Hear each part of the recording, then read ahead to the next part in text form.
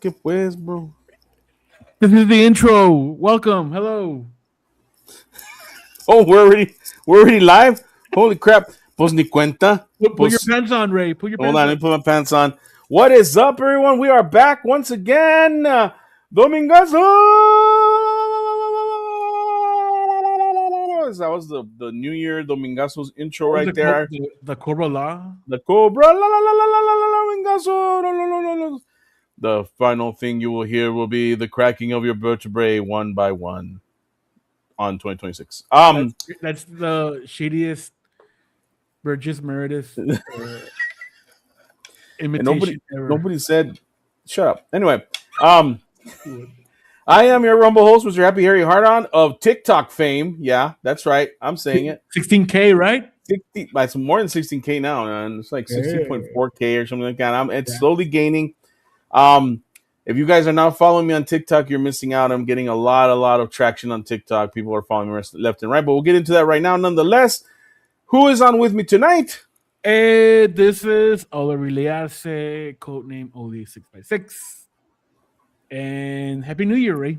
Happy New Year! What is up, everybody? 2026. Woo! 2026. That's all I got. That's all I got. How did you spend your New Year? What did you guys do? That's more than enough. Chilling, güey, nomás aquí en la casa. Oh, sí? Eating, watching movies, watching ¿Qué, the comi- Stranger Things, the qué last co- the last episode. qué comieron?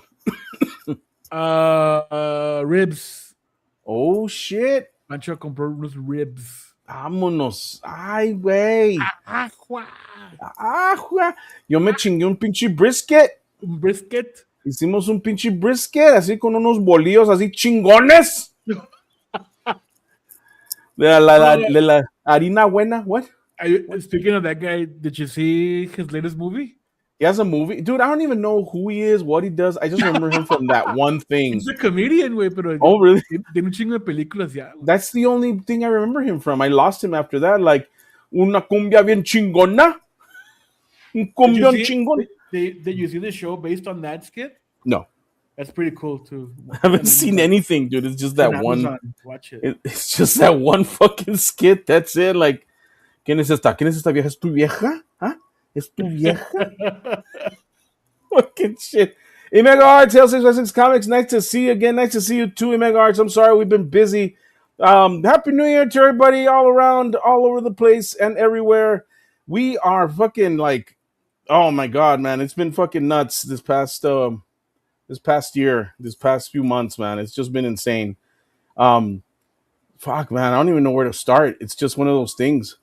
What have you guys been up to? What have you guys been doing over there? You're chameando, güey. It's all been working, way.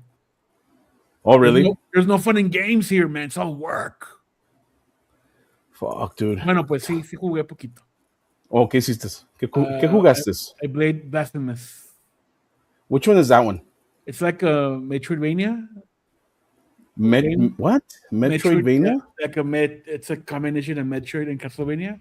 Symphony of the Night, pues. Oh, okay. Oh, shit. And it's based on like Spanish Catholicism. Is that on stream or like Steam or where is it at? It's everywhere. Dude, that chingon. That bien chingon. How do you download it? How do you get it? How do I get it? Buy it from Steam or on Switch. You can play on Switch or PS4 and 5, I think. Can you put it like on your phone? Can you play on your phone? No way. No way. No mouse. Hey, I'm just asking, man. What are you saying? Wait, it's just a question, bro. Like, you know, like I'm fucking. Can I download it on my Game Boy too? Come on. Pues no sé, güey. Pues Come on. Get with the program, man. Jeez. I'm so sorry, sir. Talk to Ronan, way. He probably knows. I wouldn't doubt it. He probably has it on the fucking Switch or whatever on the PS4. Fucking pirated and shit. so it's like Metroidvania, Castlevania, and it's based on Catholicism, and so you find like demons and shit. Está en cura porque it's very like all the shit they taught you like in. You didn't go to like private school, right? Like Christian Catholic school. No, I did not. No, okay. No. It's like it's all that gothic like preachy imagery, like churches and fucking uh repenting and sin and all that. Like, está bien fregón. I like it. I'm poorly describing it, Hmm. pero sí está muy chingón. It's like, you know how like that type of Catholicism, like the hardcore kind, where they mummify the nuns and the priest and all that shit. No, Isn't that like in Guanajuato or some shit? no. Pero estoy hablando, I'm talking about like in the religious aspect. Hmm. Like I don't know, in Isleta or Socorro, they have an actual like a mummy, like a body.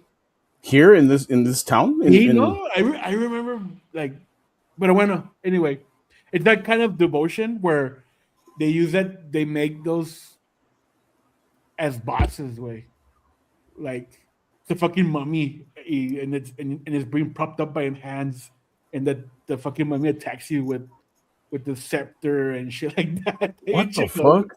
Chingo. It's a good character design and shit like that. I'll check it out if I get a chance, sir. Um, But see, I've been but too busy though. I've been too busy doing comics, man. I've been busy on oh, see, TikTok. I've been busy doing my thing. Yeah, hell nice, yeah. So nice. it's not like I can just like, oh hey, let's go check this out. No, I can't play video games no more. I don't play video games. You know, Dude, it's all I had to play something because it's kind of my Vinci custom like tradition. Like end of the year, you gotta play something because I don't play anything throughout the whole year because I'm working. So like yeah, you need to play something before you fucking burn out. Speaking of work, like how far are you along on that? What's going on with that? I mean, I already finished the script. Oh, really? So right now Pancho is reading it. The Freeman is reading it. Not our Freeman, the author, Yeah, the the actual writer. like See, the see, biologist or whatever you want to call it. biologist. So yeah, so they're reading it right now, and I mean, I'm just starting drawing it right now. I already have my plan to draw like for this month, and I really got. I'm working on backgrounds right now, and this month I need to draw 11 pages if I want to hit that goal for Mhm. in 2 years. So So how many pages did you end up with like total? Like once you finished writing it? 284 pages. 184 pages? 284. 280. What the Timbo. seriously? Yeah. And are you planning on cutting it or are you already do your cuts? Pues ya hice mis cuts, güey, pero I mean, it's I think it's everything's necessary, way, because we're building a character. Pero yeah, I mean, I already noticed some things like okay, I'm gonna change this. I might do edits, Hmm. but I don't know if those edits translate into like cutting pages. Porque no, I honestly I've been double checking, and like some of these pages are I don't feel it as filler way, Yeah. honestly. But Damn, man. pues igual way, I mean, that's my point of view right now, but it might change later down the roadway. Like, So okay. so right so do you have like a cap or is this your cap of 284 pages? Do you think you did you give yourself some wiggle room? Are you gonna put more pages? Are you gonna take away, you No, think? Or yeah. I mean, if I edit, I might take away pages. And damn, dude, man. and I did take a lot of pages because I had to. I took away one chapter Hmm. because I was honestly not going anywhere. Because that didn't like. Because he said it didn't forward the story, Yeah. the main plot, and there were some scenes that I was like, oh man, this that it gives a lot of context about like living in the barrio. Hmm. But I was like, you know what? No, we take it out because it's cool, but it doesn't. It just takes up space. I see. So Okay. yeah, I have already edited some things out, but what I read in the book lacked a lot of context about certain characters. And I said this before, right? Hmm. So every time I had a sit down, a talk with this guy, he would just give me, oh, and this happened here, and I didn't include this because that was not the point of the book, and I don't want to delve deep into this topic. And the guy, and I was like, dude, I honestly that context is needed in the comic Hmm. because we're building a story, no, a universe. So yeah, that shit needs to go in the comic. So that's why it expanded with Ah, okay. I see. because in the spoilers in the last part of the story, there's a breakdance battle in the barrio, Yeah. and he mentions his rival, no, his name is Zacate, Grass. His and name was Grass. yeah, and the Zacate, What and that the guy lives fuck? in that guy lived in El Paso, and he would cross over to Juarez. Just to go dance battle and shit, or No, just to, no, because he lives. He would his family lives in El Paso, but his grandma lives in Juarez. oh, So they would come over and visit every weekend. hmm, So that so that context wasn't in the book. So I was like, oh man, I need you need to give me more because in the it's interesting because the story is divided in three arcs or in three parts, no? Because yeah. it's him as a kid, no, Gerardo. It's him like having these dreams, looking at the clothing, at the music videos, at the graffiti, and he's like he wants to belong. He wants to be part of that Hmm. because his family is very cholo, ranchero, and all that, and he doesn't like that. And part two is that's when he gets into the graffiti aspect, no, of the story, The tagging art and the stuff like that. tagging, the crews, and all that. And in that part, his villain is yeah, it's very thought out, planned, motivation and all that. So that Hmm. was like, damn, that's like, and I always had a problem like, dude, that's like that middle part is a banger because there's a lot of fucking pues conflict, no? And in the breakdance, it's just boom, se va para abajo, güey. It doesn't have that feeling tampoco. So when I started talking to him, hey man, give me more context and about this and about that, and he started telling me all this shit. Dude, that's what I needed. No, that's what I needed for like the third part to be like excellent, Yeah. to to have the same level of conflict.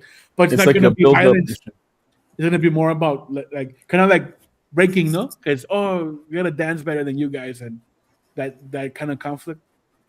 So in the graffiti part, it's violence, no? It's cholos, it's shootouts and all that.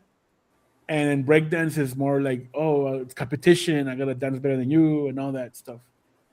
So I feel like in that third part, it had to extend it because we had to like give context and fill in certain gaps and make the character grow and learn how to be a better dancer. I'm I'm I'm I'm very very curious as to how your art style is on this. Do you have anything that you could No, no, share?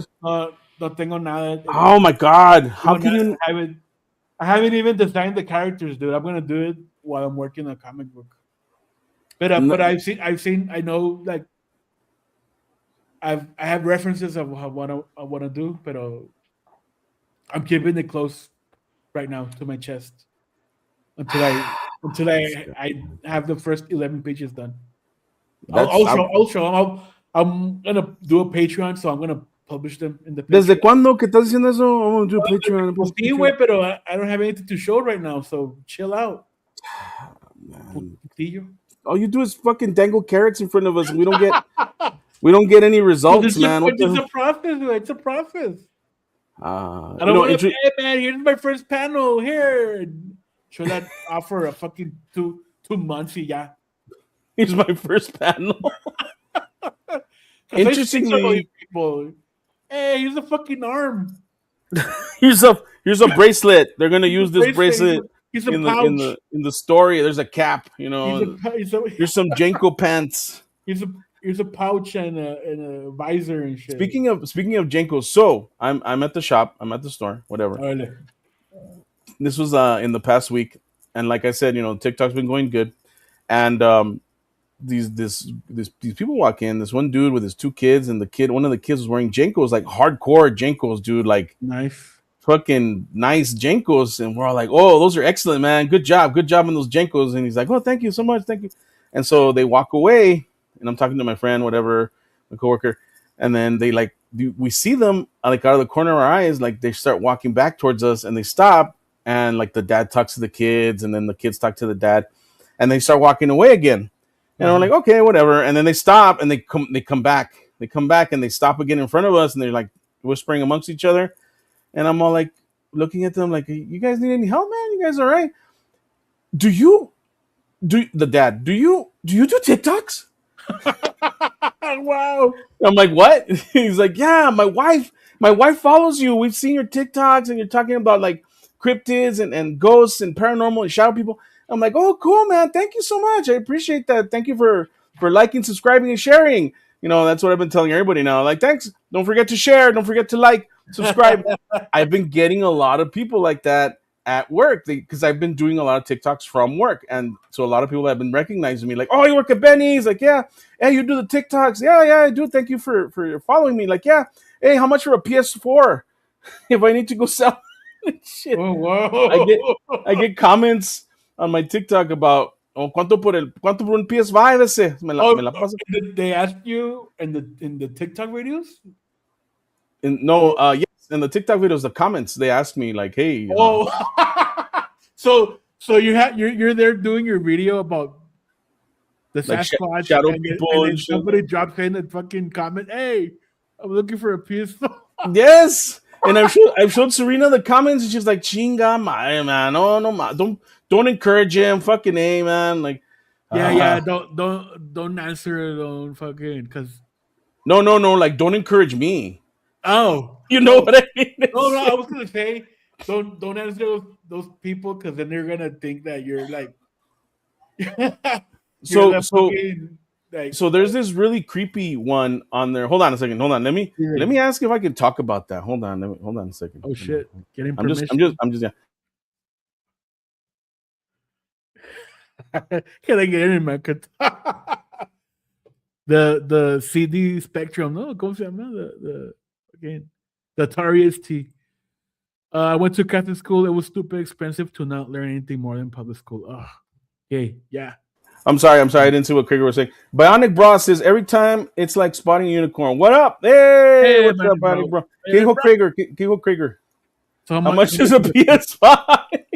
Dude, the PS5s over here got cheap during Black Friday. Right now, bro, I'll hook you up with a PS5 for $300, man. Oh wow, the digital version or the with the CD With the CD. or the Blu-ray. Yeah, with the Blu-ray. Three I'll, hundred. I'll hook you up for $300, Cheap. bro. And then Yeah, the Prager, get it. PS5, $300. And ¿qué más? ¿Qué más? So I'm waiting for Serena to come out so that she can like tell me what to say and what not to say. But there's a lot of people that are strange on TikTok, man. Like there's a lot of people that have been following me and shit, and a lot of people are starting to show up at the pawn shop, which really sucks for me because now I can't have attitude with people when they come in, because I got to be nice because they're Oh, probably liking. you gotta keep with the appearances right way. Well, see, I gotta be nice. I gotta be like, "Hey, what's up, guys? Hey, you're the guy on." "Yes, I am, sir. Yes, I But am." you can talk about your political shit, right? No, no, I still talk about that shit. I still talk political shit, so don't even worry about that. Okay, okay, tell me when I cannot say what I need to say because she's over here and she'll fucking like regulate this shit. So there's a certain follower that I have on TikTok, right? And this person may be male, may be female. I'm trying to be as Why is broad she as possible. coughing? Is that the signal? No, she's just coughing because she's just coming. Maybe male, maybe female. Apparently someone in her family or his family. Thank you. Nice save. Nice save.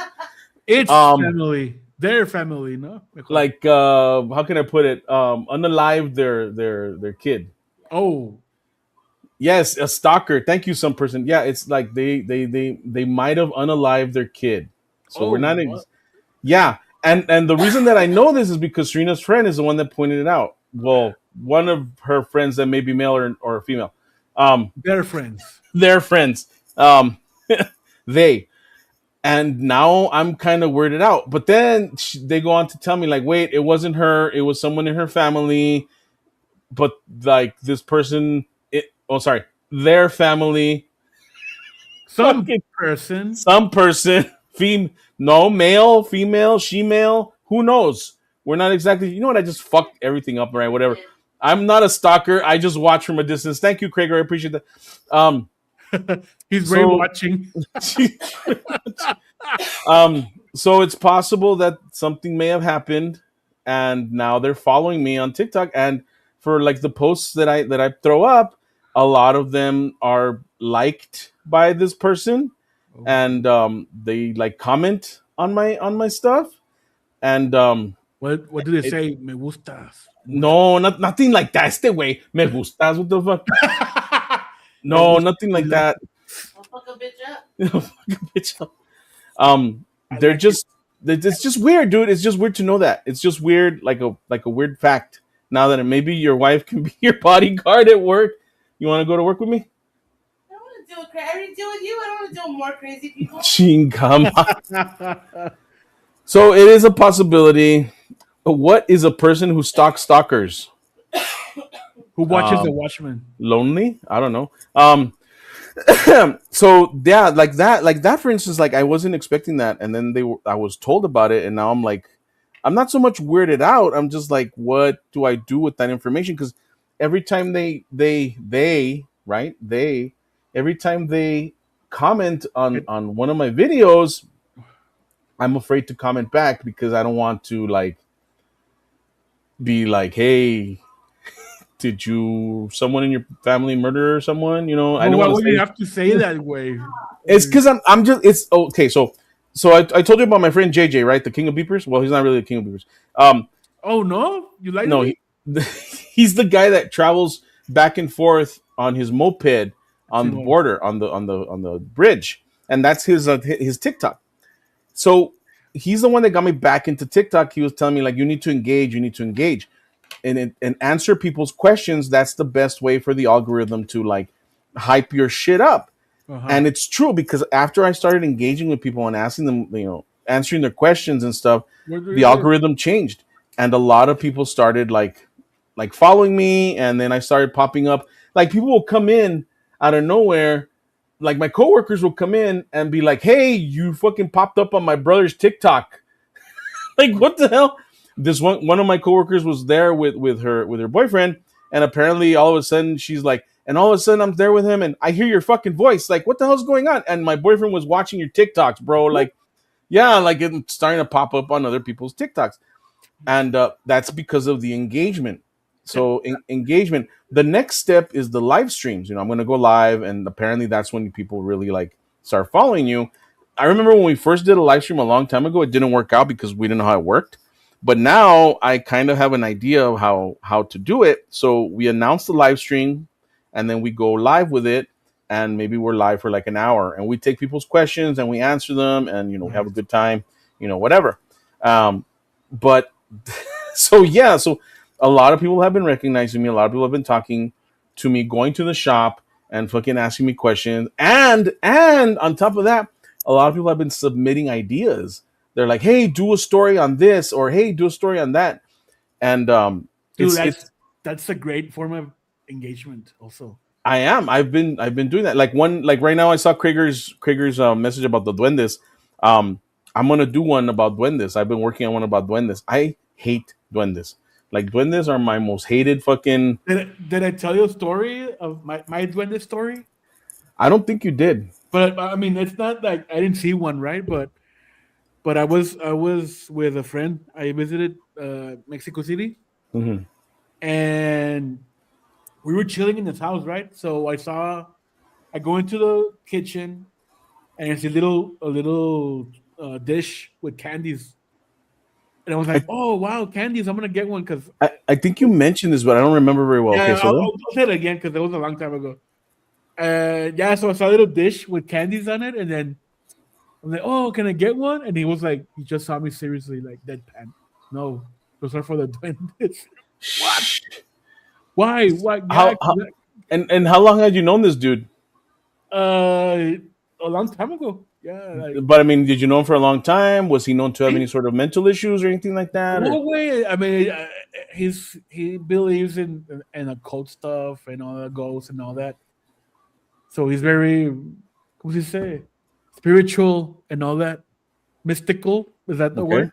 yes, Anyway, and he reads a lot of that shit. Way, bueno, so I was like, oh, can I get a candy? You go, no, those are for the duendes. Like, what duendes? Way? What are you talking about? And he lives like in next to Xochimilco. Is that the word? Is that yes. Isn't that where they have the dirt? it's where the little canoes are, the little boats where everybody Yes. goes. Yeah, Isn't that that where that the Isle of Dolls is? ándale por ahí. Yes. Okay. So Cool. it's around that area, or like a few miles away from it. So he has a little dish because some shit has been like they go missing from his house. So Yes. he blames it on duendes and he leaves a candy. You know what? I'll leave this candy for you, but don't take away my shit. All right. So deal. And, And yeah, and everything has been like cool ever since. and that's what I've been doing. I've been doing like the what is it called? The research on the duendes, on Uh, what they are, where they come from. There's pretty much there's five types of duendes. Four of them are from Mexico, and the last one is the Appalachian one. oh, The Appalachian one is a kind of like a variant on the duendes. So if you think duende, immediately I think the fucking little monster from Cat's Eye. Simon. Remember that shit? That thing scared the living fuck out of me when I was a kid, man. I hated that thing. So ¿Isn't that's that immediately what I think. an aluche, güey? Is that an aluche? Yo creo que sí, güey. Okay, la madre. Now we're gonna. Uh, Well, that's that's a whole other other rabbit thing, hole. Sí, aluches. güey. An But the aluche, güey. duendes. So there's four. Are you okay? Oh, we can So talk about duendes. Sorry. she starts coughing because we're talking about duendes. I'm sorry. I'm scared. I'm scared. So there's four types of Mexican duendes, I think. Yeah, All right. There's the duendes traviesos, yeah. which is the one that you pretty much kind of encountered, I Sí. I mean, guess. I didn't counter it. I mean, it was the ones that were around that area, pues. Yeah. So, And it's kind of a mix of the duendes traviesos and the duendes domesticos. But the duendes domesticos, sometimes they're a little bit more hostile. The duendes traviesos, they just like to, be mischievous. They like party to like, hard and yeah, pretty much, man. And they're found in homes. But the duendes domesticos, they're like the ones that are in the walls, in yeah. the attics, under sinks. Those are the ones that like scare the kids. They scratch on the walls. You But hear breathing at night. those are the ones that you encroached on their territory, no? Yes, like something was either built upon their settlement or something Simon, along those lines. their shrine, no, or something. Yeah, like Yeah. that's why they're there, because you encroached upon them. They didn't encroach upon you. The tricksters, the traviesos, are the ones that found your house and like, hey, party time, let's go in here, fucking have a good time and shit. The duendes domesticos are the ones that you encroached on their territory. The duendes del monte. Yeah. Have you heard about those? No. Those are the ones that are like on abandoned land, in the forest, in the woods. Those are the ones that you go out and you hear whistling, you hear like people, you hear kids crying. Damn. Those are the ones that are out in the woods that try to get you to to be left like in the woods. And the most fucked up ones of all are the duendes malignos. Those are the ones that are predatory. Those are the ones that are in abandoned buildings, in places of trauma.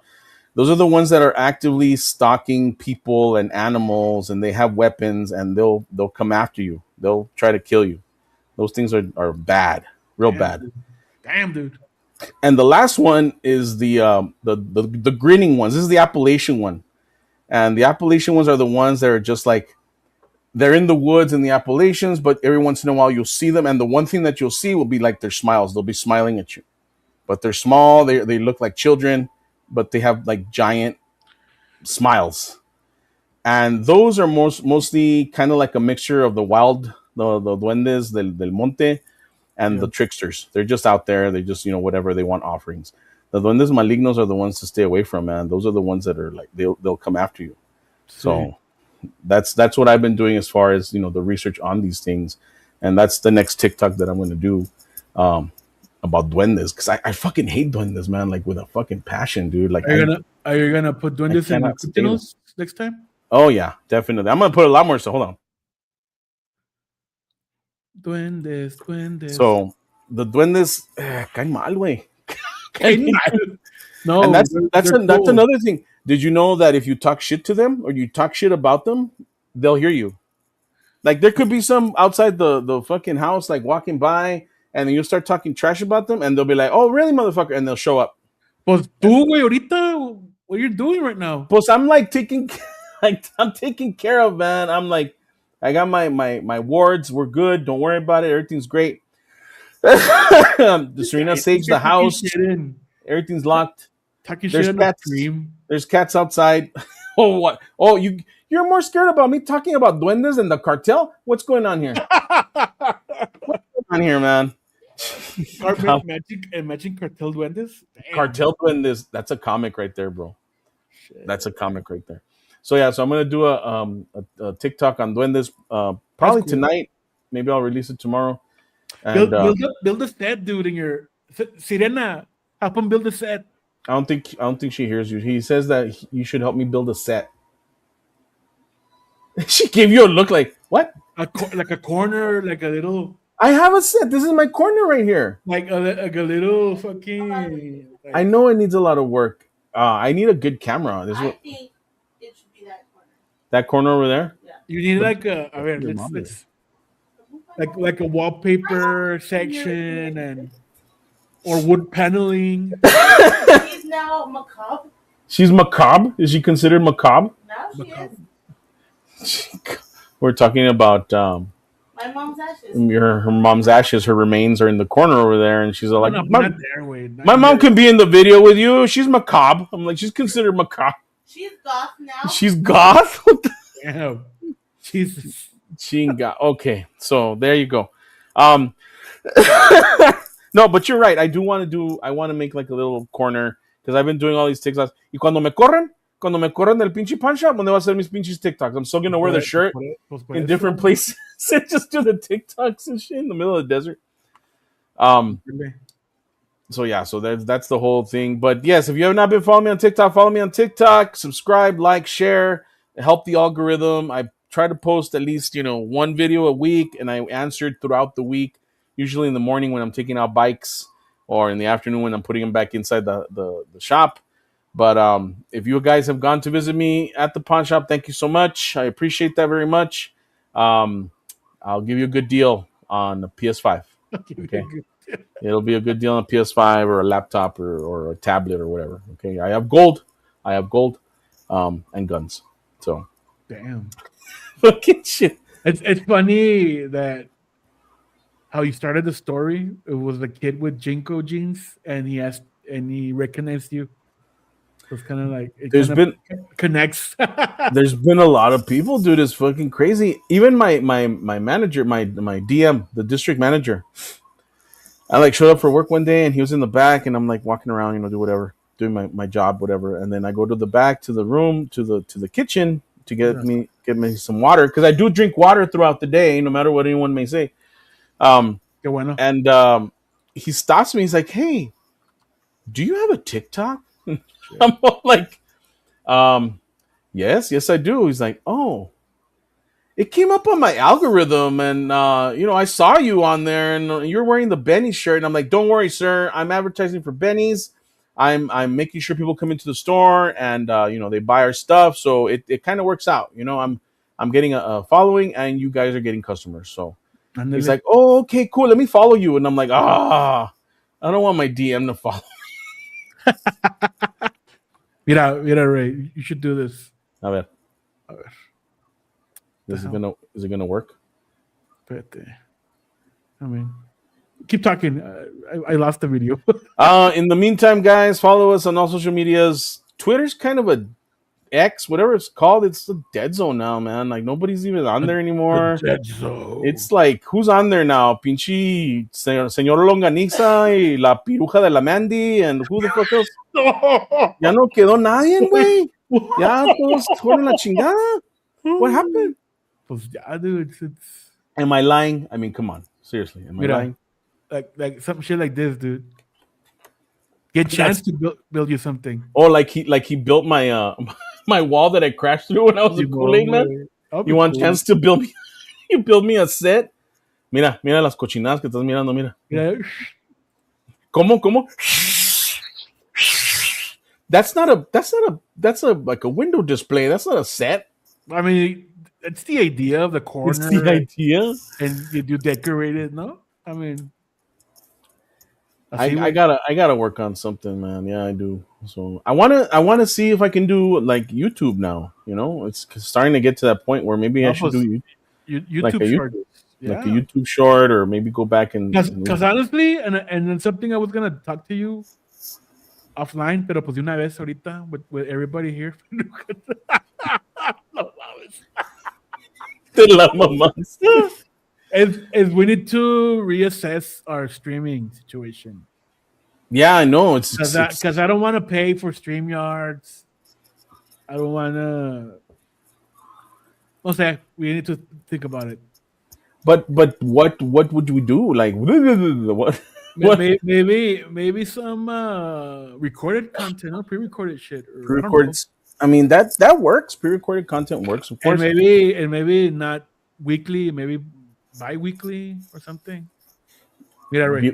Bi-weekly means what? Every 2 weeks? See, Every 2 that's weeks. cool. That's a big tablet. What is that? Yeah, I think it's those portable monitors. Is it a TV? I think I have a portable monitor there at work. I have to go That look those are like dirt cheap, dude. También barato. and check it out. Yeah, just need good lighting, your So camera. so when you're saying pre-recorded content, like what kind of content would we put out? No, Like no, pues I mean, keep the Domingazos vibe, pero like discuss like topics, sort of see. Don't not no improvising anymore, like we're doing right now. this is not improvisation, sir. We're having a discussion. I mean, We're we just talking. got here. What were we talking about? Yeah, whatever. Let's go. We still have to talk about Stranger Things. Don't you want to talk about that? Mira, esta está chida. Sí, we'll talk about that right now. But you Alright. haven't watched it, so that kind of sucks. I've already seen enough like reactions on. You know, right? Hey, that's cool. Isn't that how Denny had it? Yeah, andale. Chavez? Dude, Danny's killing it right now. Have you seen his videos lately? No, I have not, dude. I've been like, He's talking about like everything right now. He's like, yeah, it's more pop culture now and shit. Pues, yeah, he's doing it. He's doing it really good. that's good. I'll like contact him and see what he's up to and shit. I was gonna tell you. Damn, I derailed my train of thought. The Stranger Things thing. ¿Qué pasó? No, yeah. So I mean, I've seen enough like commentary, like people commenting on it, that I already kind of know what happens at the end. I kind of figured it out, and why everybody's pissed off because they didn't get the ending that they wanted. But But why, dude? Why? What ending were they looking for, man? because see that, and that's another thing too, man. Like, remember we were talking about how everyone is bloodthirsty. Everybody wants blood. Everybody wants death. You know, if you watch Welcome to Derry, that's a perfect example. Like the kids fucking get murderized, culero, Yeah. like all of them. And everyone's traumatized. But that's the nature of the story. It's horror. It's Stephen King. It's based off of it. Pero So bueno, I mean, Stranger Things does have it tropes, no? it has it tropes, but it has more of the kind of tropes that were 80s movies, Sí. like The I agree. Goonies and Lost Boys and Monster Squad, Simón. Flight of the Navigator, all that shit. And of course, it's very heavily influenced by Stephen King because of it. Yeah. But if you go back and you look at the original It movie from the 90s that was based on the book from the 80s, it was a made for TV movie, and it was not it was horror, and people died, but it wasn't brutal. It wasn't People explicit. died around the cast, around the Yes. kids. Mhm. And the kids were traumatized by everything. Mhm. Pennywise traumatized these kids. Same thing with Vecna. Vecna traumatized these kids. Yeah. But they defeat Vecna, they defeat Pennywise. The thing about a hero's journey is there always has to be a sacrifice. In order for the And hero to you see who even though it's ambiguous. Sorry, spoiler warning, pero pues there was a sacrifice, but Yes, yes, and that's what I've heard. There yeah. was a sacrifice, but it wasn't the sacrifice that everybody wanted. They wanted that. They wanted the happy ending for that particular character because that was like the whole show. Hmm. And because of that, nah, fuck this and blah. And they wanted the happy ending. They wanted the resolution for that character. Everybody else didn't get fucking fucked over like that character did. Apparently, Simon. supposedly, according to I everybody. mean, I don't see it as that character getting fucked over. I think that's the arc, that character's arc completed. Like, I have and a it's up to you if that person died or is alive. yeah. They left it ambiguous like that. Uh-huh. They left it ambiguous, and I think that's cool. I enjoy that type of story where the ambiguity is there. Like perfect fucking example, The Gray. You remember The Gray, right? Remind me. The with Liam Neeson about the wolves. Oh, okay, okay, yeah. You remember the ending of The Gray? No.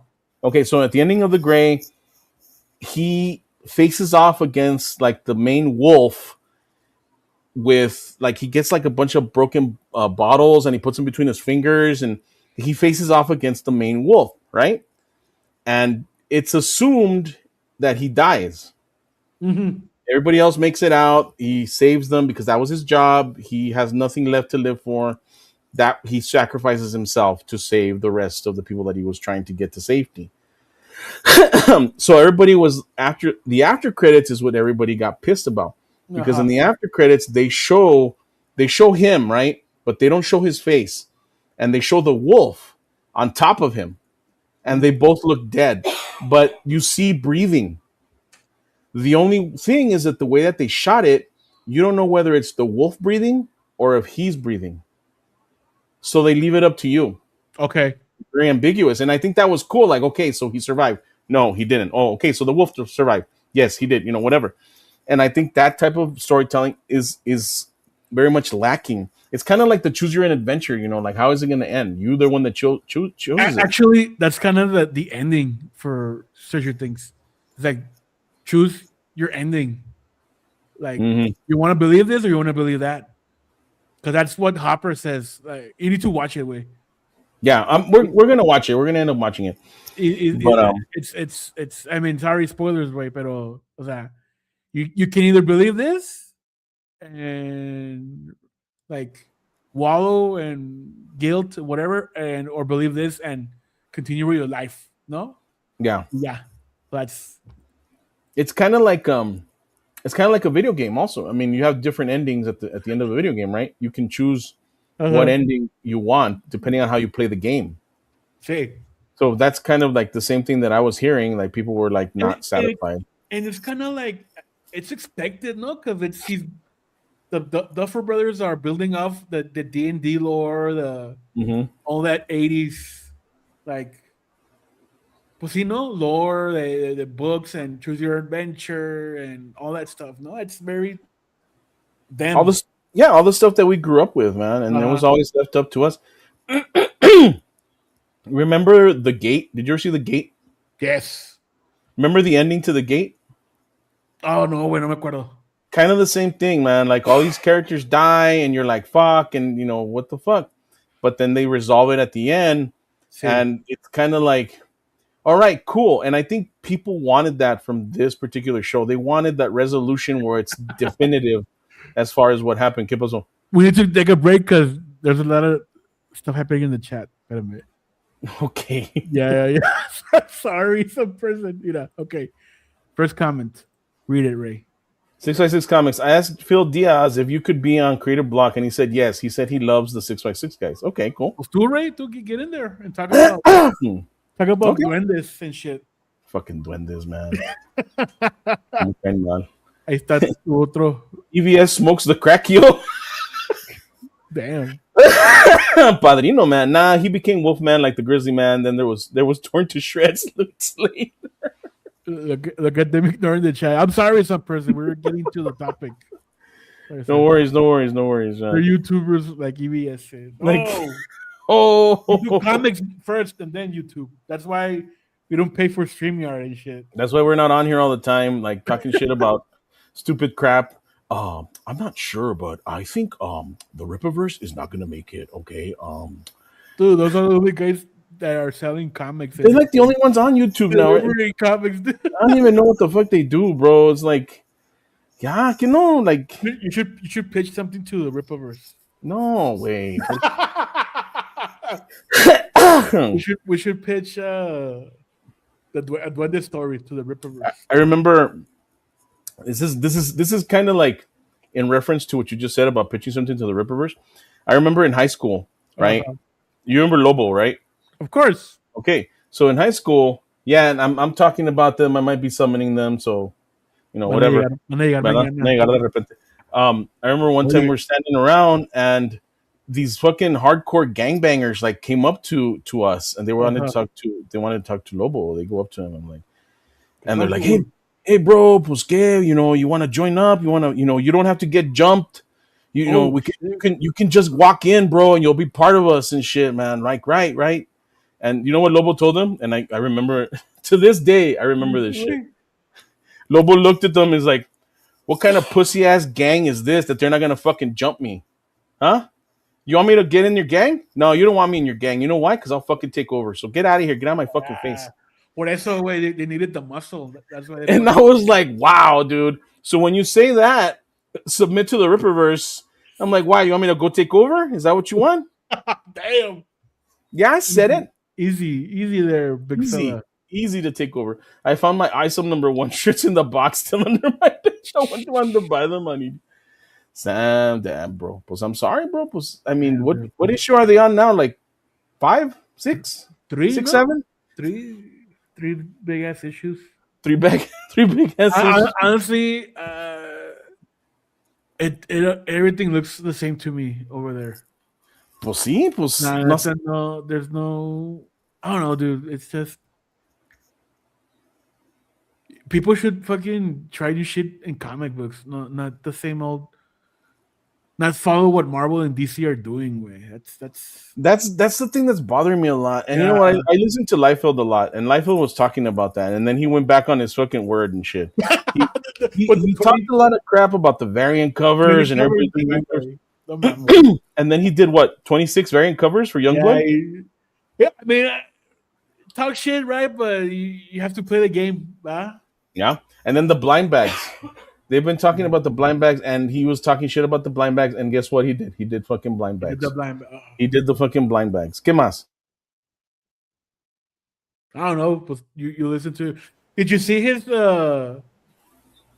interview with the Ink Pulp guys? That was a cool podcast. You sent me the link, but I didn't get a chance to watch it. ¿Qué pasó?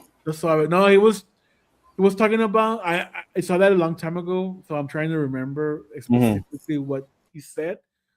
But there was this topic about why is Marvel just hiring whatever artist to do like big title, big shit Marvel comics titles? Yeah, because usually when he was up and coming, those new artists were hired to do like backup stories, no, just to like prove the proving ground, no, and make, como dice, pay their dues and all that, and then they get the fucking big title, big job. But now Marvel is just hiring whoever off the street, and they get to draw X-Men and Spider-Man. But we already discussed that. We understand why that's happening. Yeah, because they don't believe in artists anymore. They're more about writers and the IP, no, and not the art. Every time I look at Marvel now, there's nothing going on. No way. Nothing's going on. You look at DC and they got a bunch of, hey, get in here, because this is your talk right here, bro. This is your talk right here.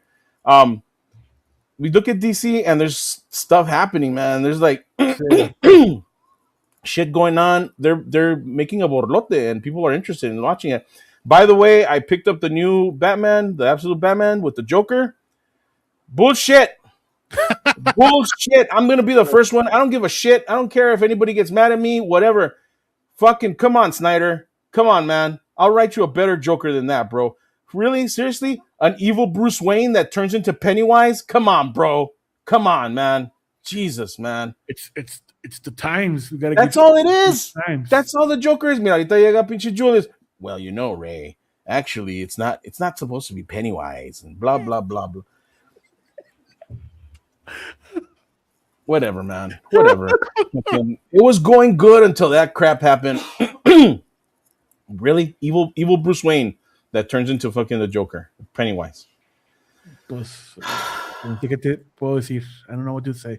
I'll just sell it. I'll just wait a little while and I'll sell the book. Like I sold the Absolute Batman #1. I sold that shit for $150 the other day. Oh, what? Yeah. Damn. Yeah. Did you get the annual? Because that one's selling like. Fucking, which one is that? The one with David Nelson Spiegel or whatever his name was? Warren Johnson. Warren Johnson Davis. I don't know. Daniel Warren Johnson. You know, to this day, bro. To this day, and maybe this is just bad on me. I have no idea what his artwork looks like. I have no idea. And Liefeld is like constantly hyping him up. And que está chingón el güey, y fucking this, y otro la madre, and all that sort of stuff. And I'm like, who? What? He's where? I don't even know. So yeah, I picked up the new Joker, whatever. But DC is still winning the game. I can see that quote printed in Absolute Man. It's bullshit. Thank you so much, some person. Thank you so much. Fucking shit. It's bullshit. No, DC's doing good, man. DC's doing fucking awesome. They're getting people to go into shops to buy books because Absolute Batman is on fire. It's hyped up. Marvel, on the other hand, they got nothing. They're dipping into different bowls and pockets and pools and all this other shit in order to win back the public. And they're doing it in reverse. They're doing it through the movies rather than doing it through the comics. And the way that they're doing that is, I don't know if you've been watching the trailers that have been dropping for Doomsday. Not really, way. I'm all fatigued, way. Yeah. It's not that it's fatigue. It's just that no saben lo que están haciendo. They're like just grasping now, and it's sad. Marvel ruined it after Endgame, way, la neta. And this is what they're trying to do. They're trying to reset the Marvel universe with the Doomsday. So they're gonna erase all the crap they did like after Endgame. They're kind of doing that. They're doing the whole Civil War thing again, right? They're doing Secret Wars. Secret Wars. See, it's all scrolls now, guys. It's all scrolls. No, it's not that Secret Wars. It's the Battle World, the fucking the Beyonder. That one. That's not Beyonder. It's Doom. It's Dr. Doom. So the new trailers that dropped, the first trailer that dropped was about Steve Rogers. They have Captain America come back. Oh, I saw that one where he's like all happy and shit. Yeah, but it's not Steve Rogers, and everyone that I've seen online fails to realize that it's not Steve Rogers, it's not Captain America, it's Nomad. It's Nomad. Oh, he has a baby. He has a fucking baby. Cierto. Damn. It's Nomad, bro. Nobody fucking realizes that shit. Because I was gonna ask you, why does Cap have a kid? Cuando? He has that kid when he's Nomad. Yep, there you go. So thank you. There it is. Thank you so much, Jason. Jason comes in Nomad and leaves. I know he just shows up Nomad and he's back. He's like, man, he's a piruja. Laters. Anyway, no mames. ¿Qué me van a hacer, güey? ¿Qué me van a hacer? Huh? What are they gonna do? Are they gonna get me drunk and film me for like 5 hours? Huh? Is that what they're gonna do? And finger you or shit like that? What? They're gonna think? What the fuck? That's apparently that's what they do over there. I don't know. That's fucking allegedly, supposedly. I don't know. Anyway, the second one, the Thor one, I really like. They're basing it more off. Some people are saying that it's more like the next generation, the kids, that are taking over and shit. The Thor one, I really didn't pick up much on that one. I was just like, okay, cool. They're trying to fix what they did with Ragnarok. Okay, whatever. Or what was it called? The Love and War, Love and Kisses, Love and Guns. Love and Rockets? Thank you, Love and Rockets. See, Love and Rockets? No, it was Thor, Love and what was it fucking called? The last Thor Oh movie, my god, Thor movies. Can't believe I'm fucking Love and Thunder way. Love and Thunder. Thank you. They're Love and trying to. Rocket is the cool. It's a cool comic. I know. We met them. We met those guys Nada que ver con con Marvel. Thunder and shit. Shit, the Thunder I from just Down said the Under. name right now and I fucking forgot about it. So that one, no, I didn't pay attention to. But the third one, the X-Men one, that one just like, oh my god, how can I describe this? It's like, have you seen it? Have you seen what's been going on with that? No, no. Okay, so it hits all the beats, man. It hits all the beats. They start off. It's on Grey Malkin Drive. You see the Xavier School. You're zooming in. Who's there? Professor X, fucking Patrick Stewart, playing chess with fucking Magneto, fucking Ian McKellen. Uh-huh. They're fucking playing chess, dude, and they're looking at each other. And they're talking about death. They're talking about all this crazy stuff that's going on, whatever. And then something happens. The whole place explodes. Okay. The school for gifted youngsters is gone. It explodes. For gifted junkies? Okay. That too, for gifted junkies. Los que se aparecen en the pawn shop. And then they get you. You know how they get you? They get you in two ways. They get you because very, very quietly, very, very slowly, you hear the piano playing, and it's the fucking theme from X-Men '97. But it's light. It's like the piano. Yeah. And then they zoom out, and it's fucking Cyclops, and he's wearing the yellow and blue, the fucking Jim Lee costume. Okay. He's wearing the Jim Lee costume, and then you see 2 feet, and it's Doom, and Cyclops just explodes, man. Like his visor just explodes, and he's yelling and he's screaming and shit, and then it says, the X-Men will return in Doomsday, and that But which X-Men? was apparently it's the '97 X-Men. The animated? The cartoon? Well, it's live action. I think what they're doing is they're taking the hype of the X-Men '97 and they're transferring that to the motion picture, to live action. Okay. Saying that these variants or whatever they are, smooth jazz X-Men. Yeah, that's right. Little bit of the clapping right there, the snaps. They're saying that these are the variants for that universe. Oh, okay. The live action is They're the not the Fox X-Men. even though it's the same characters, it's James Marsden, it's fucking Patrick Stewart, Ian McKellen. It's not the same. It's not the same. So Okay. I'm intrigued. But is Wolverine coming out? Is Hugh They're Jackman? saving that. They're saving the Wolverine You Deadpool? and Deadpool. They're saving the Wolverine and Deadpool. Apparently, the Tobey Maguire variant is going to team up with Wolverine, and the Tom Holland variant is going to team up with Deadpool when they're on Battle World. And then they're fixing the Kang thing. The next trailer that's going to drop is the Doom trailer. And it's supposedly, from what I've been reading, I haven't seen any stills or anything, but from what I've been reading, they start off at the end of Quantumania with all the Kangs in the Coliseum. Oh, that was a fucking dumb ending. See? So what ends up happening is that it starts right there, and fucking a portal opens, and Doom steps out. Doom steps out and annihilates all of the Kangs. Okay, that's cool. He kills every single Kang, dude. And because of the energy that they have, which is like temporal energy, he I guess harnesses it. Uh-huh. And that's how Doomsday begins, because he's trying to control the multiverse.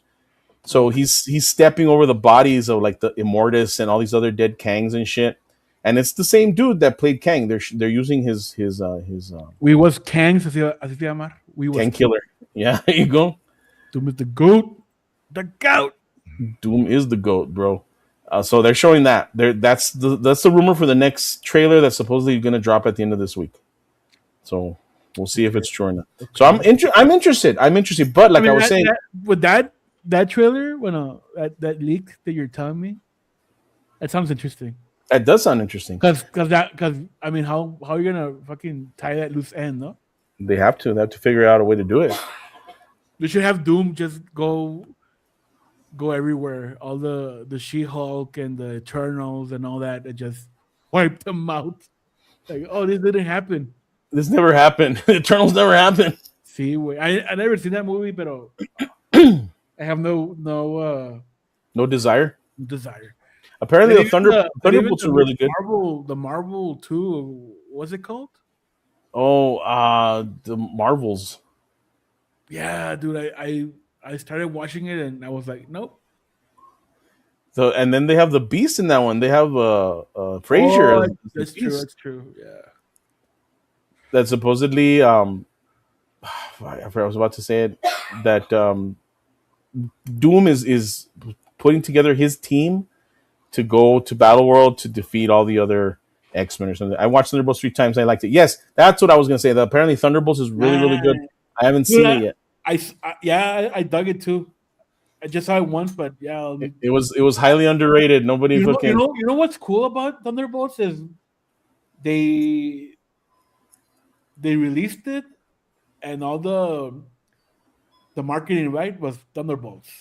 And then when they announced they're the new Avengers and all the marketing changed yeah. to new Avengers. That was pretty cool. That was cool, man. They Yeah. pulled the rug out from everybody, and I thought that was that cool. But then now it's all quiet because everybody hated it. Apparently, even though it was a good movie, supposedly I haven't seen it. it So was it was good. It was good. I liked it. That's one that I gotta watch. También. I mean, it was better than the last Captain America movie. Oh, the one with the Red Hulk. Yeah. Yeah, I heard about that too, man. I haven't seen that one either. That movie was so okay that it didn't need to exist. Damn, I want to play that fucking clip. It's so okay that it didn't need to exist. That was the Angry Video Game Nerd. T-Way. Chingao, man. God, fuck you, StreamYards. It's so okay. But yeah, dude, yeah, Thunderbolt was kick-ass. I love that movie. I'll check that one out as soon as I get a chance, man. It's them. Come on. What else were we talking about? We're talking about. Oh, we didn't finish. Did we finish talking about Stranger Things? I mean, what else is there to say? That supposedly they're releasing a mystery episode. Oh, the mystery episode. Why? Just let it end, way. Because people aren't satisfied, bro. They're never satisfied. Oh my god, all of the plot holes, way. That's the word of the day, way. Plot holes, guys. There's a lot of plot holes. There's a lot of plot holes. What happened to this person? What happened to this character, dude? Your arc ended. Move on. Can't let an arc end without having a resolution, sir. What happened to Enzo? Enzo stayed in Russia with his kid. Yeah, right? Yes. Yeah, I remember that. What happened to Argyle? Well, he doesn't live in Hawkins. He's from California. He's in California. He got home. He went home. You know, you know when all this shit happened that people were dissatisfied with everything that they were doing when they killed off fucking Eddie Munson. ¿Tú crees? Well, it started with Barb because the Barb thing was like, why did you do that? But it escalated with Eddie Munson. Yeah, I'm not. Yeah, those fucker bros. The fucker bros have that stupid fucking habit of killing off like random people. Barb was just plot device. It was just to move the story, right? Yeah. The Sean Astin character. I like that guy. Bob. Bob was cool, dude. They killed Bob. Bob. There you go, Bob. Why you kill that guy? Just because you needed a death? That was dumb. You see, that's what people don't understand. If you kill off people, you're not gonna be satisfied, and you're gonna kill off the wrong people. But that's another thing too. Like everybody wants the main characters to die, but then when the side characters die that don't have that much development, everybody fucking is in an uproar, man. Like, Simon. Oh, Barb. Like, dude, she was there for like 2 episodes, man, and they still can't let go of that. Yeah. What was the importance of Barb? Like you said, it was a plot device. It just moved the story along. Fucking Bob, same thing. It kind of like it moved the story along. Like, oh shit, kids, guess what? You're growing up and people die. And Eddie was like the first real time that they experienced death. They were, Backlash. Yeah. yeah, they were like, oh shit, this is real. Like we will die. So Oh Eddie no. had Yeah. to die. In context of the story, yes, and out in the audience backlash, a huevo way, Yeah. because everybody was like, because I bought into the fan theory that he was gonna turn into the what was it called, the guy Oh, that a killed vampire. Batman.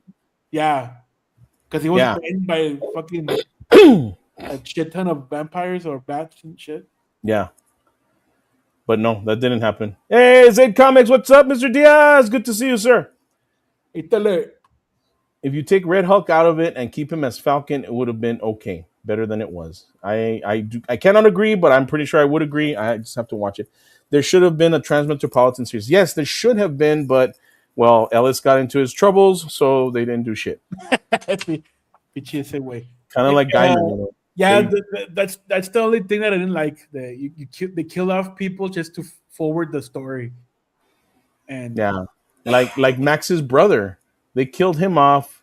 They made him a major like a villain, villain. See, made him a major villain, and that one, you know, at the end it did hurt that they killed him off. I hated that guy honestly. But at the end, you didn't feel sorry for him.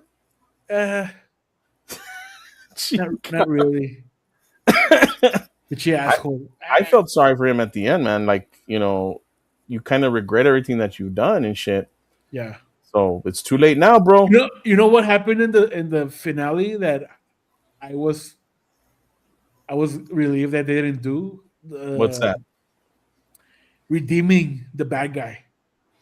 Yeah, that seems to be going around a lot. Because there was this part that oh, he used you, you were manipulated, and that I was like, oh, don't redeem him because he did a lot of dumb shit, a lot of stupid shit, a lot of killings, and he's gonna go out like that. No, and then he stayed a villain. He kept his word of being a villain. So that was good. See, that's cool.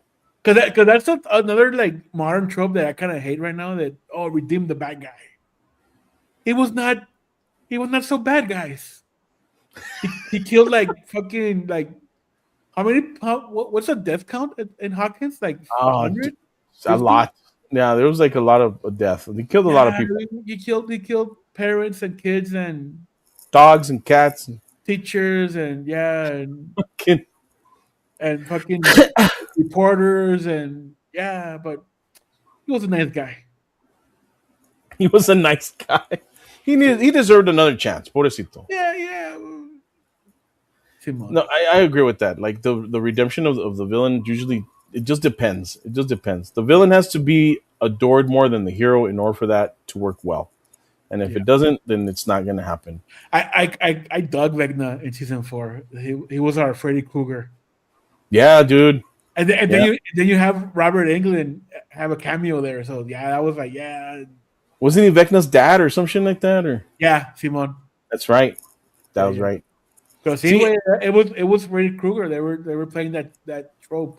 And all that called back to all those movies, all those stories that we saw as 80s, 80s kids, Yeah. you know. But once again, like you said, the kids didn't die in those. Like in It's interesting because the audience just cannot believe that a bunch of kids can destroy a cosmic evil or a psychic demon or whatever you call it. No, I mean, dude, how did a group of fucking not those kids defeated fucking Dracula, an immortal, and Pichi the Gilman and the Wolfman and fucking the Mummy way. because they were the Monster Squad, bro. Well, por eso that's the trope. No, I know that. That's Yeah, see, that's the shit that they don't understand. It's based off on that. Oh, but we need to kill because we need steaks. We need steaks. Steaks go on the grill, fucker.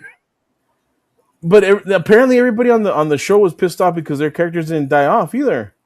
Fuck those kids. Fuck those kids. What do you know?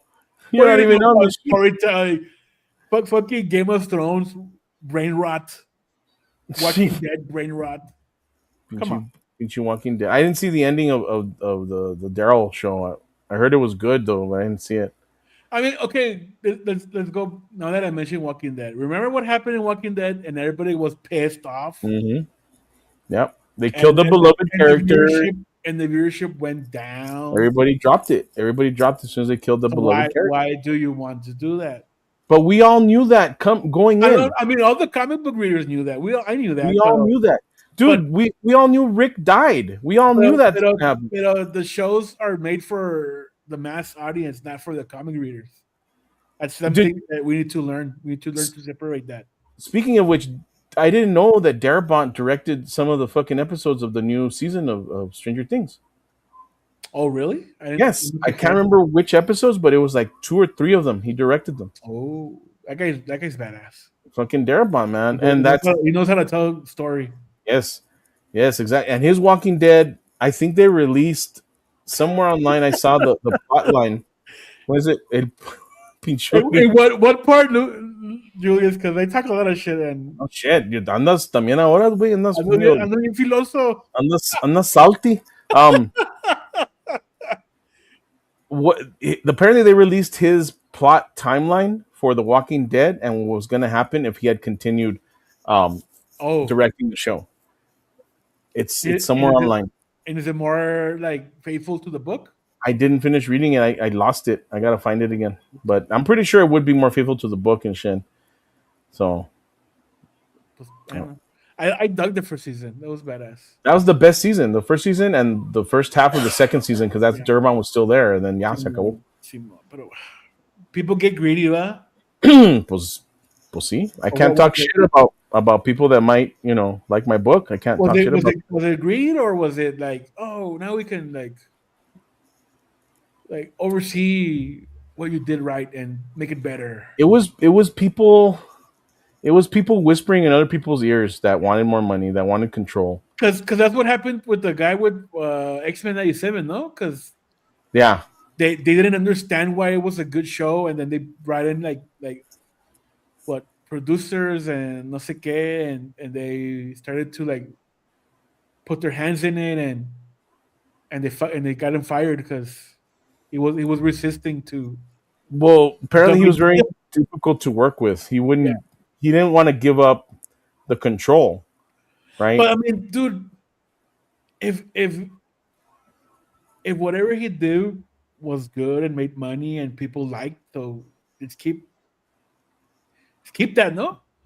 At the end of the day, man, like especially when it comes to a high-profile character, something iconic, if you're a writer or a creator or a storyteller and you're working on that particular character, you want to leave your mark. You want to leave your mark. You want people to remember who you were and what you did, because ultimately it is not yours. Ultimately it belongs to the corporation or the company, whatever. But the corporation only wants money.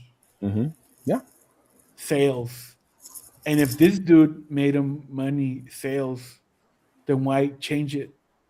Because he talked a lot of shit. Pues ni modo, he made me money. Talk all the shit you want. You went against but Disney doesn't work like that, man. You know that. Like, you cannot say anything bad about the mouse, like, at all. Fuck Disney. They'll shut you down. Shut up. Shut up. What if they pick us up? Shut up. Oh, bitchy. End of streams and shit. Put the disclaimer on. Oh, I don't have that disclaimer. No.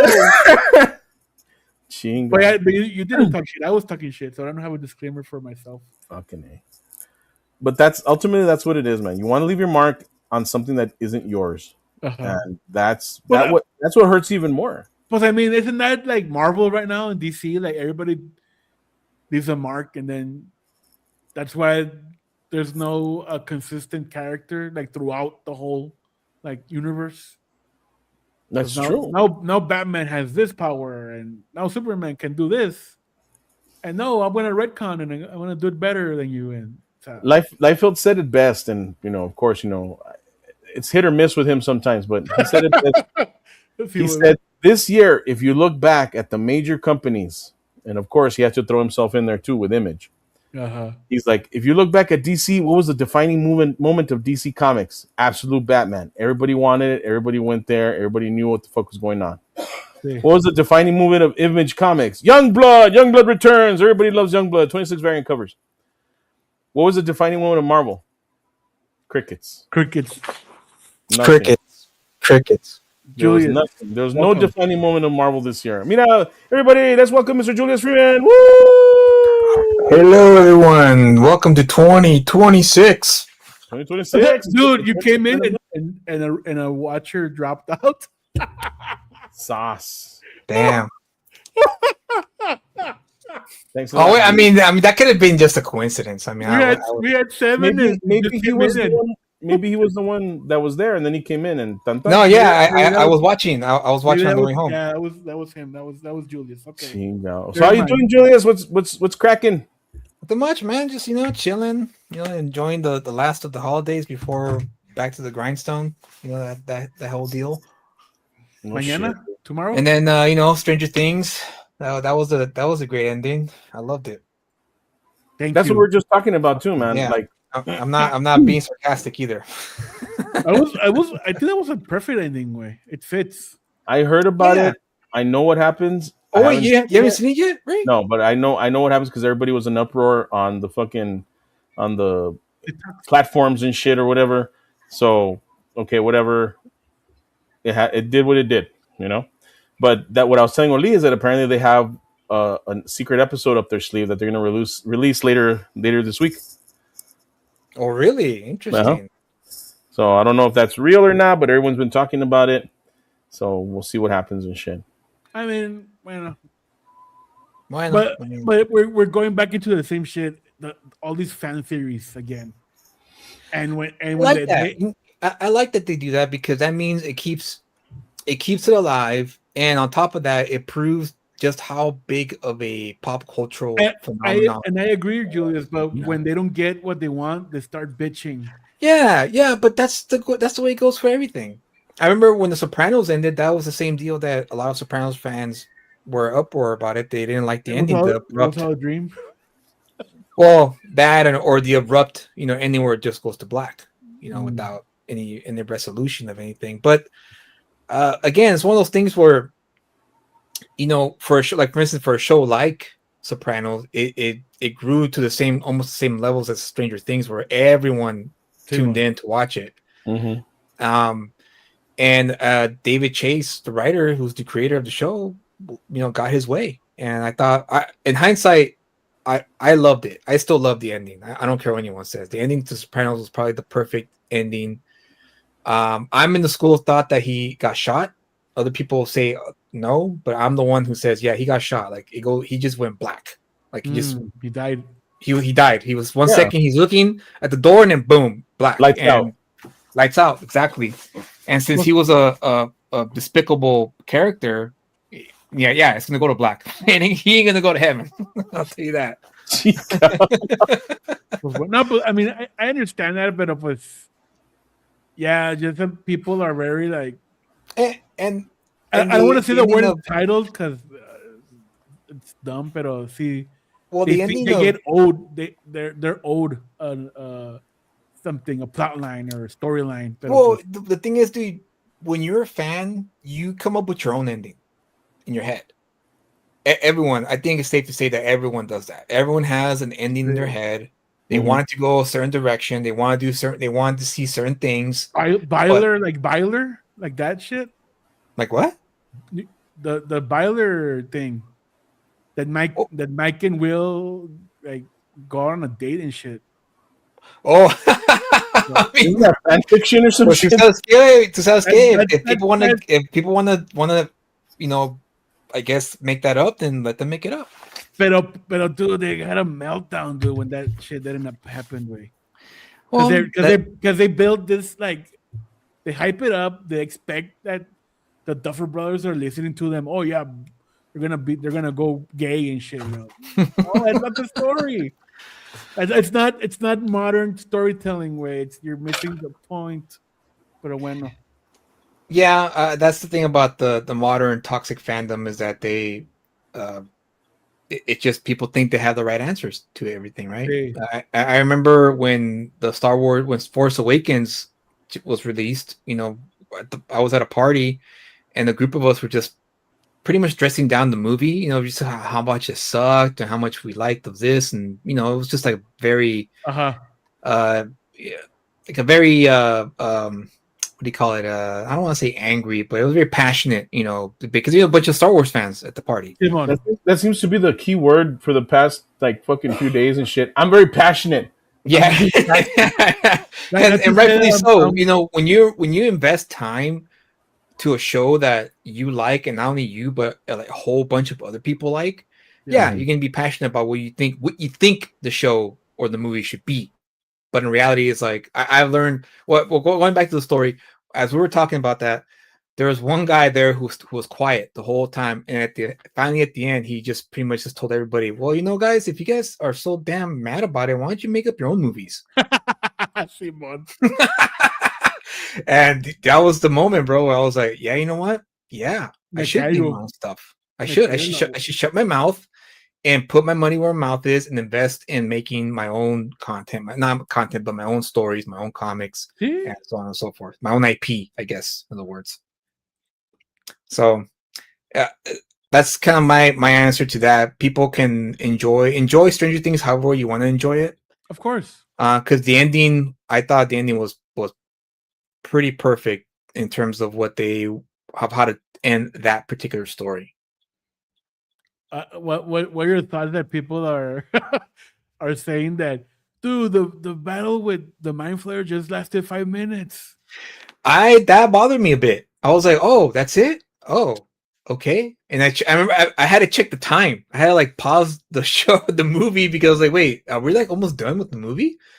And I was like, oh, there's still like 40 minutes left. What are they gonna do? But epilogues, mijo. And when I finished it, I was like, okay, you know what?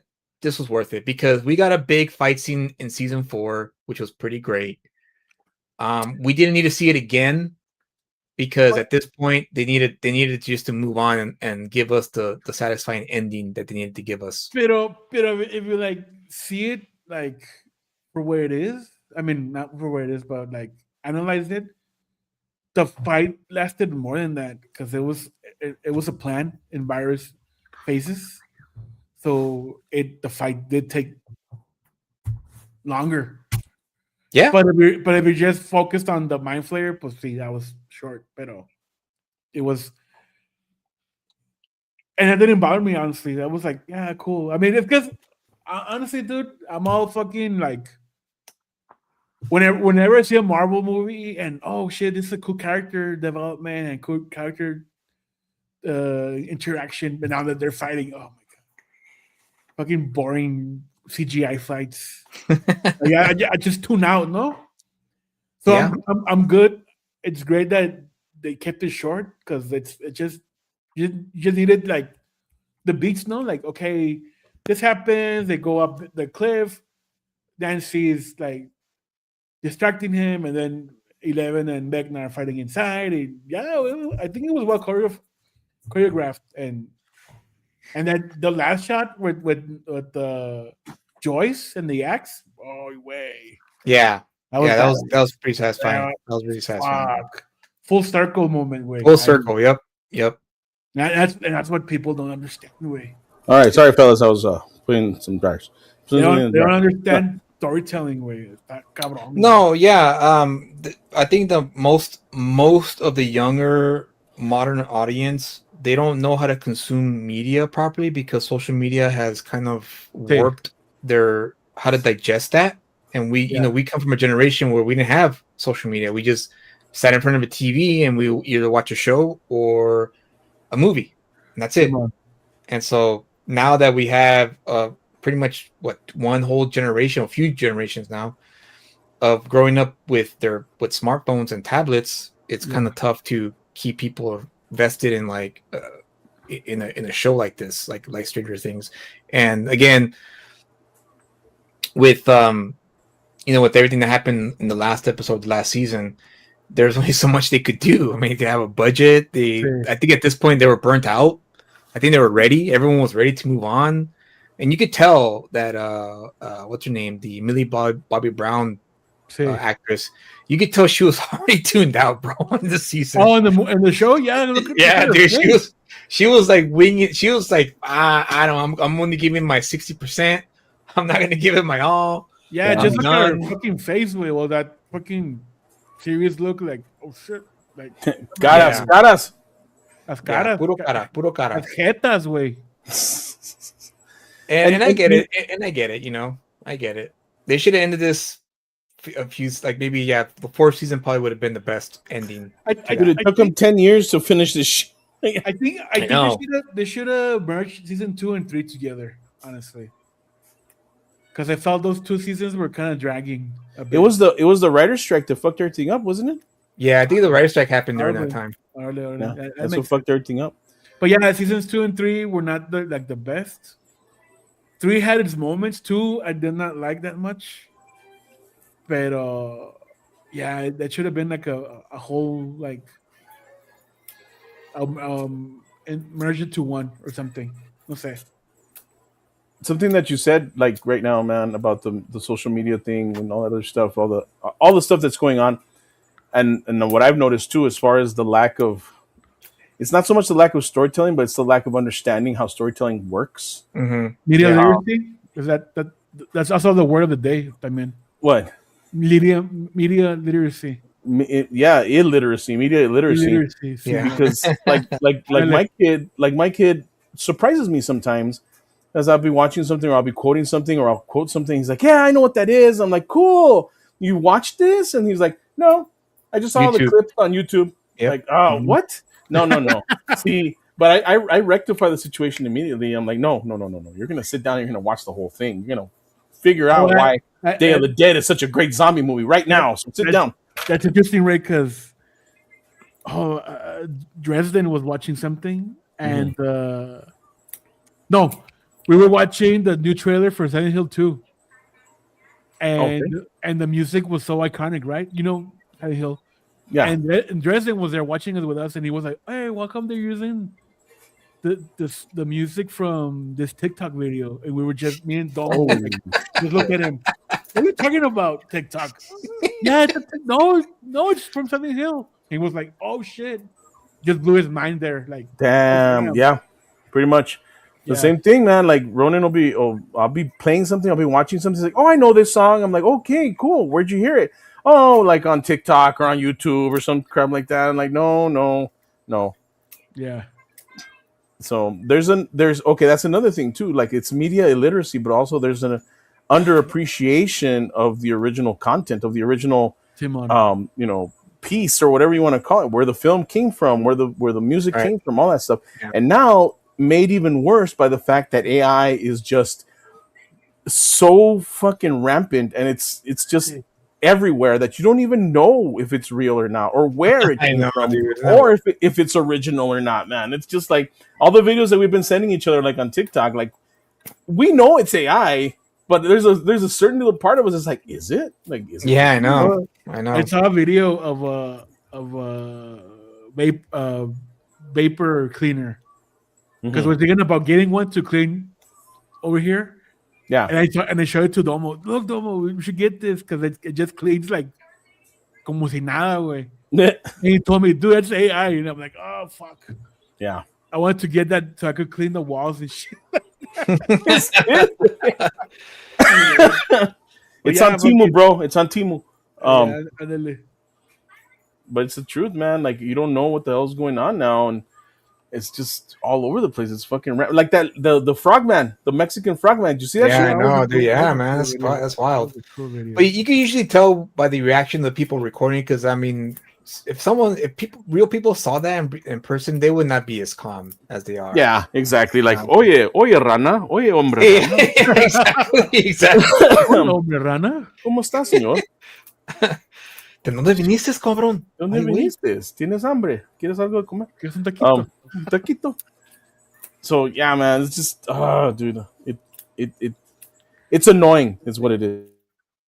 It's just annoying. Dude, Julius, they were bitching that. What happened to the pregnant women? What happened to the pregnant women? Did they die? Who was bitching about that? Oh yeah, yeah. the- It was like, well, dude, that was a flashback, guys. Like, dude, that was a fact of it. That was a flashback, dude. What are you talking about? yeah, Oh, no, they just died? They died there? What the matter? yeah. I think it's safe to say that we've reached the point of we become our parents, where we're not understanding and we're getting frustrated with the youth because they don't know what the hell's going on.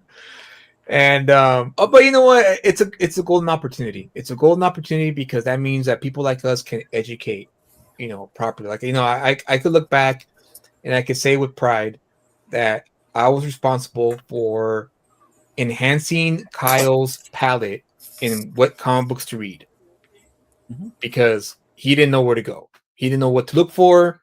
And my job was to, okay, well, here, check out this book. Make sure you check out these artists, check out these writers, that kind of thing, and make sure you read the books when you buy them because they're going to be some of the best comic books you're going to read. And of course, after some time, he realized, yeah, this is like way like 100 times better than what we're getting now in the mainstream, regularly, being released regularly. So, I'm thinking about it, dude. I'm thinking about when I get my Substack going to actually start making videos where I start breaking down famous movies and showcase like all of my favorite movies growing up and breaking down why they work so well in terms of writing and entertainment and all that stuff. So you missed me talking shit about Absolute Batman 15. You didn't like it, bro? Come on, man. Come on. What did I say? What did I say? Bullshit. Bullshit. Why was it bullshit? It's bullshit, bro. It's an evil Bruce Wayne that turns into Pennywise. What the fuck is that shit? It's called being influenced by Stephen King. Oh my god, dude! Come on, I could have written 50,000 times. You know what, Ray? Ray. You know what? What? Who's that thumbnail on your screen there? It's El Man Dog, bro. Okay, who was the influence of that character? And don't bullshit me. It was a legend, bro. Don't bullshit me. The look and the act, the way he acts and talks. Come on, be real. Oh, that. Yes, that. Yes, that. That's just the Old West, bro. No seas cabrón, güey. No te pones tonto ya, güey. I'll tell you this much: it's more original than an evil Bruce Wayne that turns into Pennywise. This is about. Am I right? Well, listen. Look. When we have context, right? Right. Don't ignore the context. This absolute universe is supposed to be the ultimate version of this universe. So even if it's that, even if the Joker is like the Bruce Wayne that turns into Pennywise, so what? What do you mean? So what, bro? So what? That's gonna be in the back of Absolute Batman. So what? So what? Yeah, so what? Next to mine, bullshit. And then next, so what? So what? No, seriously. So what? So what? Some person add Julius's quote. There it is. Here's a recap earlier, Julius. Bullshit. And then Julius, I loved it. Well, for the record, I loved the issue. I thought it was a great issue, well written, well executed. I didn't think that, shame on me that Jock still had it in him. Because right. No rajamos. That's what makes it interesting. Kiss. What the fuck? Well, I was not one to get in the way of experimentation, so we need a Julius and Ray show. No mames. With a lot more. Dude, that'll be badass. Like, no shit, man. Oh yeah, that'd be cool, dude. I wouldn't mind doing that. That'd be dope. Do it for TikTok. TikTok. Like, you know what, Ray? You're wrong. You're an idiot. That's not all what he was trying to say. That's not at all what he was trying to convey. I may be an idiot, but at least I subscribe to Creative Monthly more than you do. Thank you very much. Sauce. What? Subscribe to Creative Monthly. It's a joke, bro. Oh, okay, my bad. I didn't get Chinga, man. Sorry. No, man. I love it. Look, I won't take it. I won't take that away. It was a well-written issue. It fucking moved. It was great. Yeah. The storytelling was great. I loved it. But at the fucking end of all things, I'm like, wait a minute. And I saw it, and I'm like, wait a minute. No, come on, man. I Like, loved there's it. so much other stuff that you could have done with this. I thought Like, that was great. No, there's a parameter. They probably gave him a parameter when they gave him the leeway to develop this absolute Batman universe, right? Because they're still figuring out. Let's face it. This was Absolute Batman was a surprise hit for DC. They didn't think it was going to be as big as it was, right? Because remember when they first dropped the designs of the new Batman, everyone was like, "Oh my god, he's too big! What the hell?" everybody thought that Hush 2 was gonna blow everything out of the water, and it didn't. Oh yeah, but as we know, that didn't happen because Jeff Loeb is such a overrated writer. Dude, what happened Wow. with Hushway? Not even not a single peep. The last issue has been delayed. It was delayed 6 months or some shit like that. So it should be coming out in March or some crap like that. Single peep online, dude. Nada. Mhm. Okay. Yeah. I guess when you're a superstar like Jim Lee, you get a pass. Wow. Yeah. So, and to be fair, I don't know why Jim Lee decided to take this on, considering that he has a company to run. He's the president of publishing. He needed the extra cash. I guess he did. But dude, if anything, you know what, Ray, and I'm pretty sure you'll agree with me. Instead of going back to the well with Hush, what Jim Lee should have done was, since he's president of DC Publishing at this point, right? He's president of DC Publishing. Yeah. Is that still correct? Okay. That fool could have just been like, you know what? It's time. I'm going to draw Wildcats. And I'm going to hire an up and coming writer who was a fan of Wildcats, not Jeff Loeb. Get the hell away from that guy. Ray Ramos. Dude, for like he could have easily maybe convinced Mark Miller. He could have convinced any writer, big time writer, he could have just convinced to do a one issue, not a one issue, but like a 6-issue story arc, and then integrated it into the DC universe. That would have made money, right? Dude, if Jim Lee would have gone back to Wildcats, it would have blown everything out of the fucking water. Oh yeah, would have. You know what we need, and it's kind of lacking right now in today's comics. It's an old-fashioned talent search. Old-fashioned talent search. Yeah, like, you know what? Yeah, you're right, dude. You're right. We're gonna build a new studio. We're gonna bring back Wildcats and the Authority or whatever, and we need new people. Submit and you'll get a lot of buzz with that, no? Oh yeah, I agree. But writers and artists and inkers and color, because that was big, like in the 90s way. What happened way? Yeah, it's interesting that you say that, man. If you would be totally able to do that, but you would have to have bankroll for that shit, because every once in a while, Liefeld drops how much he was paying certain artists to do books. Dude, he overpaid, bro. Do you know how much he was paying Stephen Platt per book? He was like, what? It was like, wasn't it like $300 a page or $400 a page or something like that? Dude, something crazy like that? He was dropping $25,000 a book. Yeah, that's ridiculous, dude. A fucking book, bro. And Stephen Platt was still taking a sweet ass time. The deal like $40,000 like for profit. Yes, and that's just for the art, dude. Fucking when he got Alan Moore to start writing, he was dropping some serious fucking cash on that shit. You saw that kayfabe episode? No, I remember you were showing it to me. I remember that shit, but hilarious, man. Fucking those guys got paid. They made bank.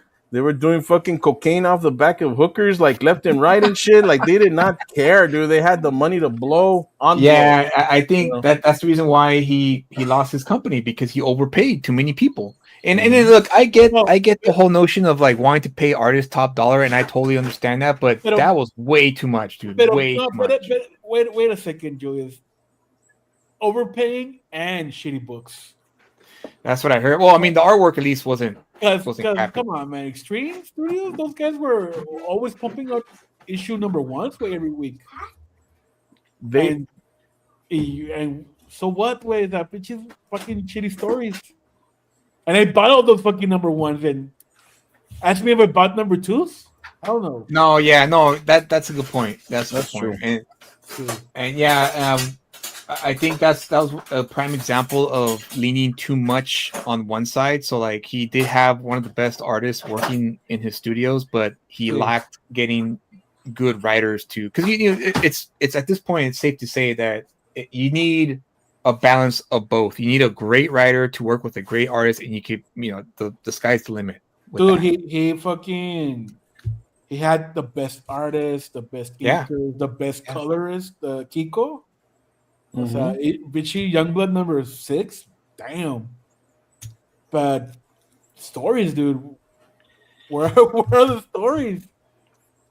But you got to remember, man, life is all about hype now.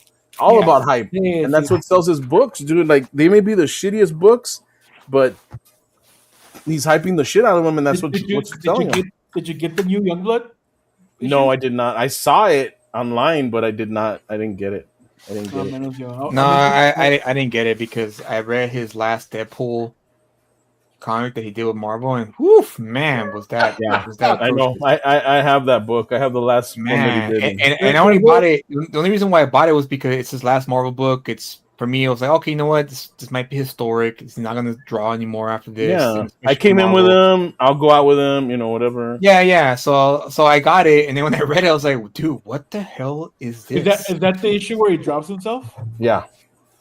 Where he takes the helmet off, and he's Captain X or whatever the fuck it was, General X. Yeah. Sí, no mames. It was him. It was him all along. No gracias.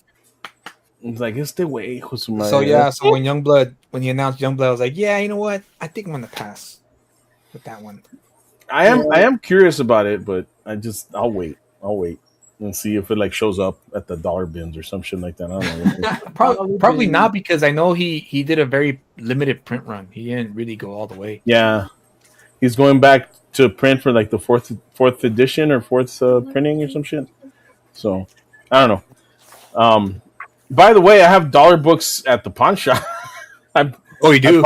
I bought a case of comics from some dude, and I'm selling them for a buck. Nice, dude, nice. Oh, by the way, man, I just want to tell you, Ray, congratulations on your TikTok growth, dude.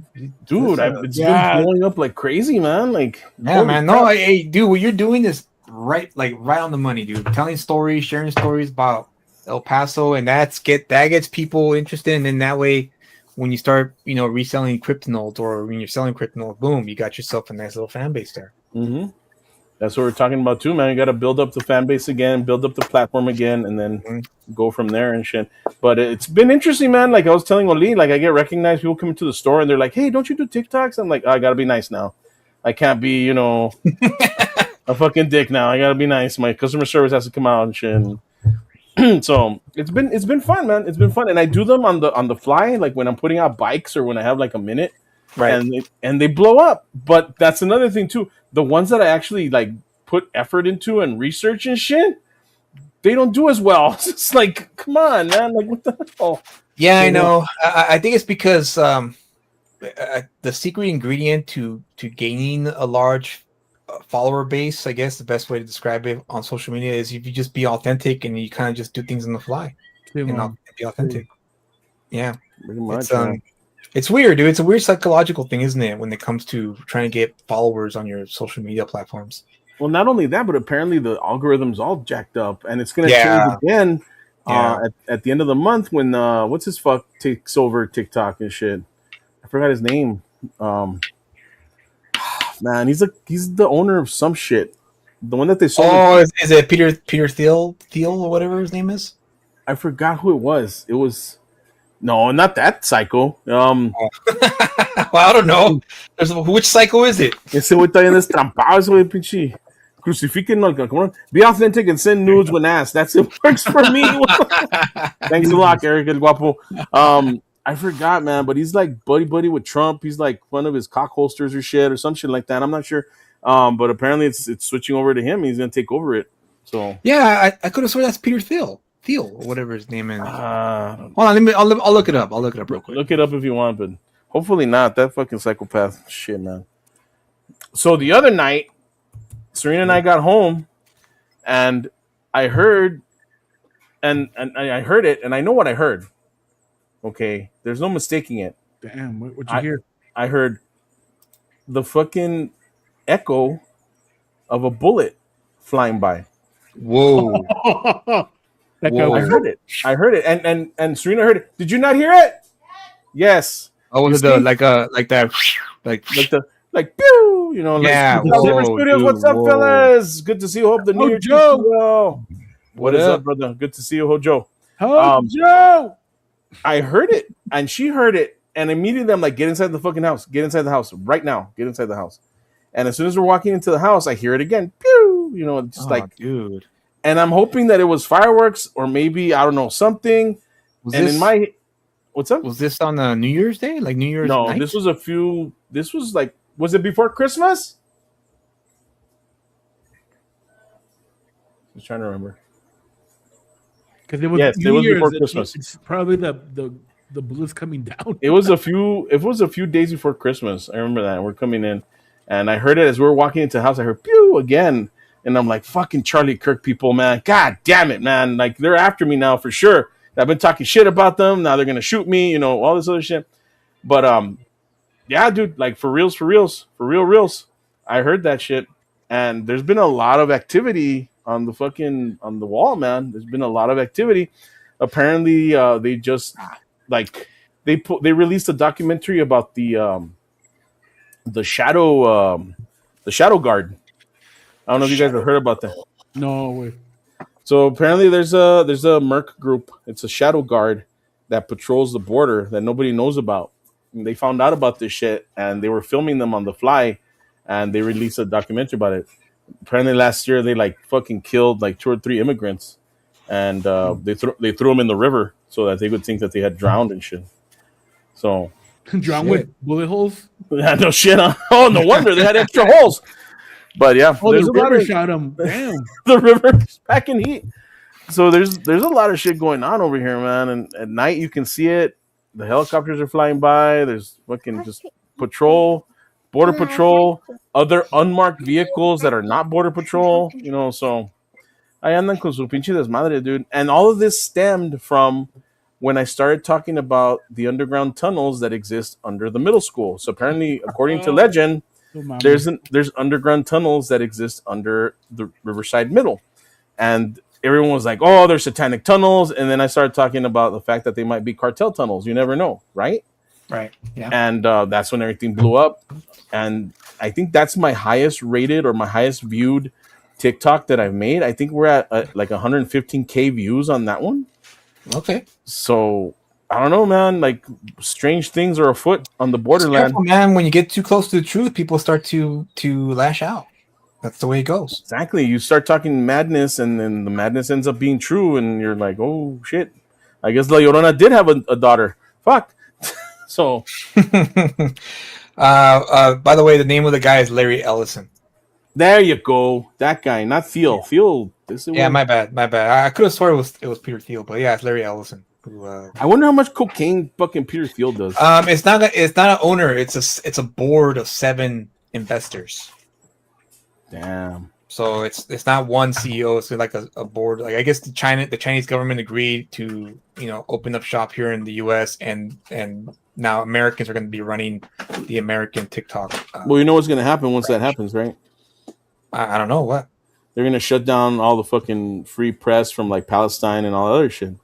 You're not going to be able to see any more TikToks from there. Oh, right. All the shit that's going on in the fucking in South America and all that stuff. It's gonna be sanitized. So yeah, hardcore. Yeah, I mean, but when that happens, dude, there's always a new thing that comes out. see, It always happens that way. You can't stop that. the truth. Yeah, you can't. You can't. You can try to bury it all you like, but eventually it comes out. It may come out too late, a little too late, but it still comes out no matter what. Oh well, sorry, all them orphans had to die, but hey, we know the truth, right? Hey man, that's how it's been. If you look at history, that's always the case when you look at history. Shit, no one really knows. Like for instance, like when you look at World War II, over here, we had no idea there were concentration camps until after the war. Like fucking millions of years later, dude, practically. Yeah, and so I mean, and there were articles that did say it, but it was rumors. Nothing was verified because obviously the Nazi regime kept things, tight-lipped. They didn't let any of that stuff out until the Allied soldiers started, fighting these fucking camps. Going, what the fuck? What the hell? And that was the thing also, man. Before it was harder to get information. Yeah, You know, that's true.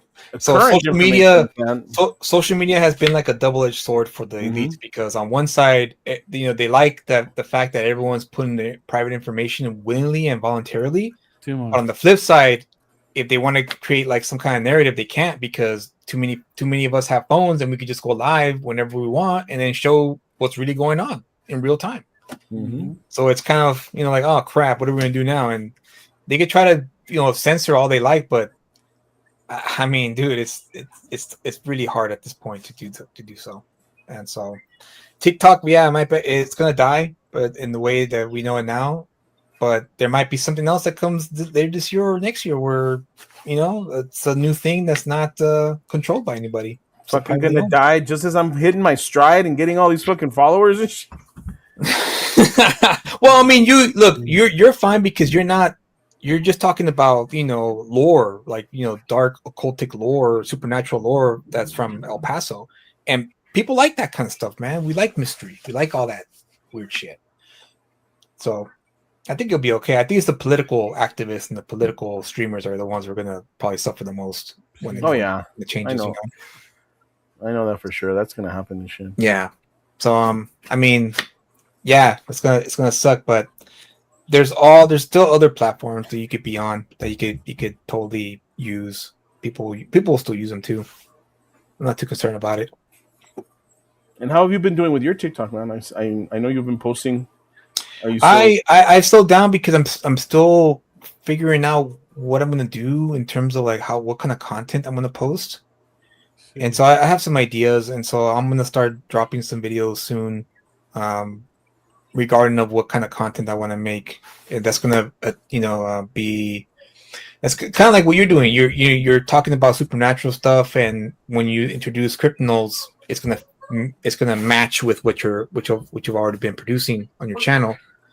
So I'm gonna do the same thing where I'm gonna try to find something that's kind of maybe not what you're doing in terms of lore of El Paso, but more like conspiracy stuff, like conspiracies that people don't really know about, political conspiracies mainly, because Acid 13 kind of has that bent to it, as well as Samuel Zion, and even Ghetto Dragon and Vigilant Fury and all those stories, or as I like to call them now, foundational books, because that's going to be those books are going to be my foundation to what I'm going to build off for Lucid Comic.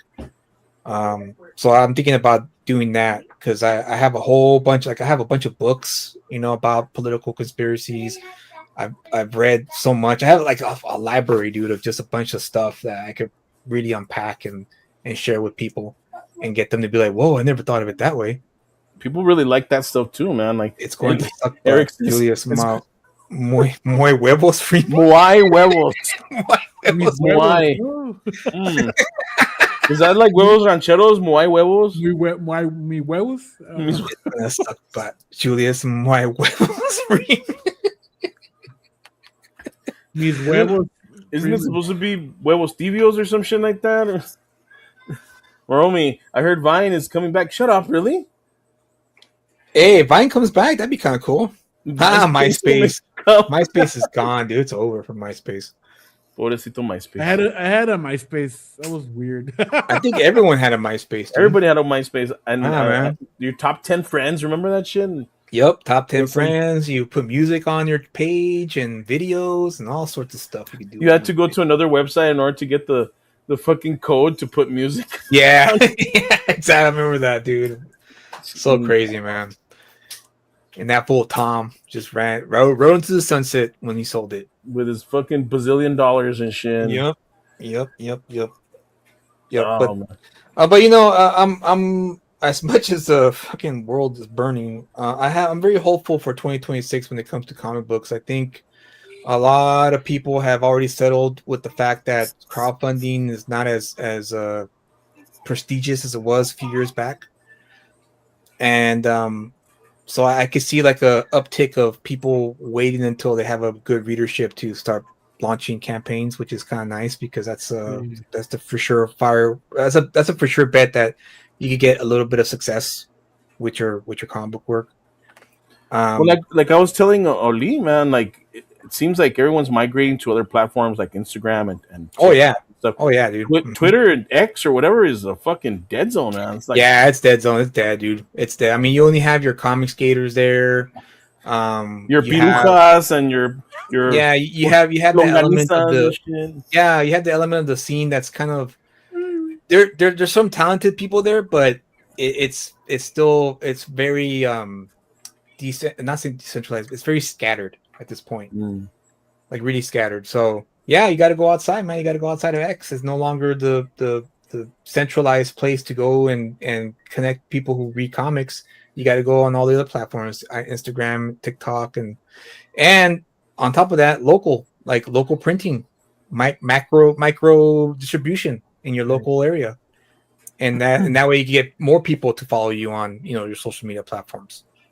I got the book that I backed, The Hunter. It's a dude from El Paso. He actually did it and shit. And I liked it. I liked it a lot. It's a hardcore throwback to like the 70s and shit. Okay, But cool. even the printing, like the newsprint on the inside, the cover, nice. it's really good though, man. He has a lot of like fake ads in there and stuff like that. But even the tint of the paper on the inside, it's like really dark newsprint, and it adds like an element to it because it's kind of, if you're not reading it in a bright place, it's kind of hard to see. Okay. So it just has this element of it of being, vintage. It's really cool, and I like the story too. It's old 70s type superhero book. You know? Cool. I compare it to like if it's like a Doctor Strange with a Punisher kind of thing in it. Okay. So I'm gonna finish reading it, and then I'll let you guys know, or I'll tell you guys what I think, and maybe we'll do a TikTok on it or some shit. I don't know. Yeah. I'm also thinking about probably backing a lot more indie books and actually providing actual, not just outside of it's worth the pickup, but I'll also actually make videos of review videos of just indie books and being 100% brutally honest about it, and no longer caring if your feelings get hurt, because at this point, if you are a creator and you put your stuff out there, if you get it reviewed by a peer, someone who reads comics and understands what they're supposed to look like and what they're supposed to feel like and read like, if you can't deal with that kind of criticism, then maybe you should rethink what you're doing with comics or art, commercial art at that. I mean, it's true, man. Like shit, especially if you're putting yourself out there, like on like on TikTok, like that's like everybody sees that. So yeah, and it goes both ways. I mean, when I put stuff out there, I don't expect everyone to love it, but you got to get the feedback. That's the best part of it's one of the best parts of making comic books is getting the feedback and not getting butthurt when someone tells you, yeah, you know what, man, I read that book, it wasn't very good. Then they could be like, oh, really? What was it that wasn't good? Well, there's this character in it called Isom, and I don't know what the hell's going on in it. Poor Eric July. There's a frog, and it's like a robot frog, and it's like cyber frog or some shit like that. I don't know. Anyway. Okay. ¿Qué hace ese güey? Ese güey no hace nada, nomás ahí se sienta. No dice nada, no hace nada. Pobrecito. Bitter pill here. The reason why it's difficult to find people to talk about comics even on another platform is because people are dropping comics. Yeah, that's true. That's true, because comics aren't good anymore. American comics specifically.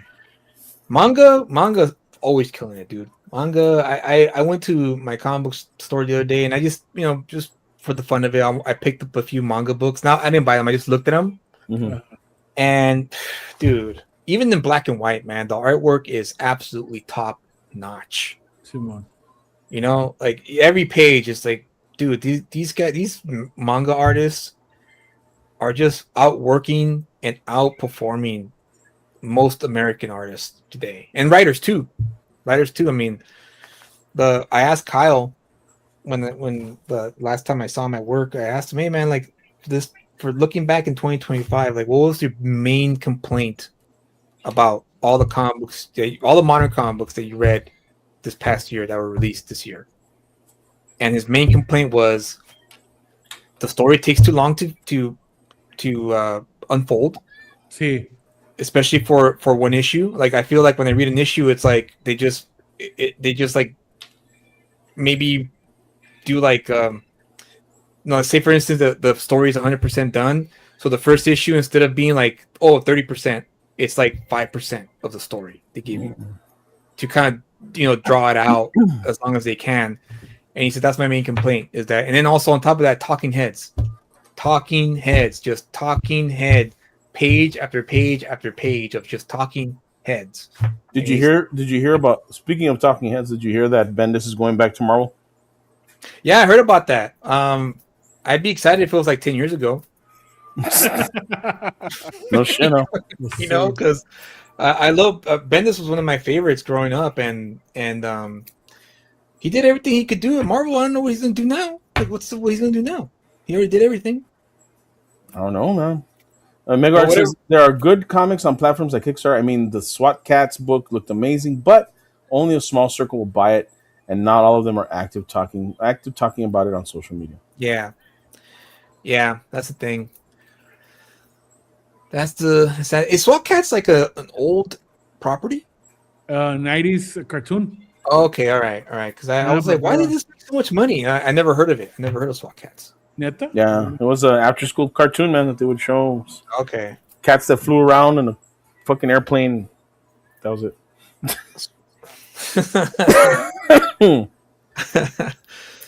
Well, yeah. I mean, that's so.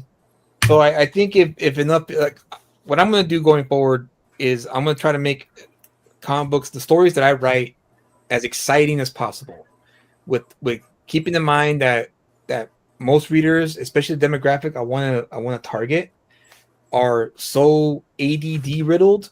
I have to like make sure the first 3 pages have to hook you in, or else, what's the point?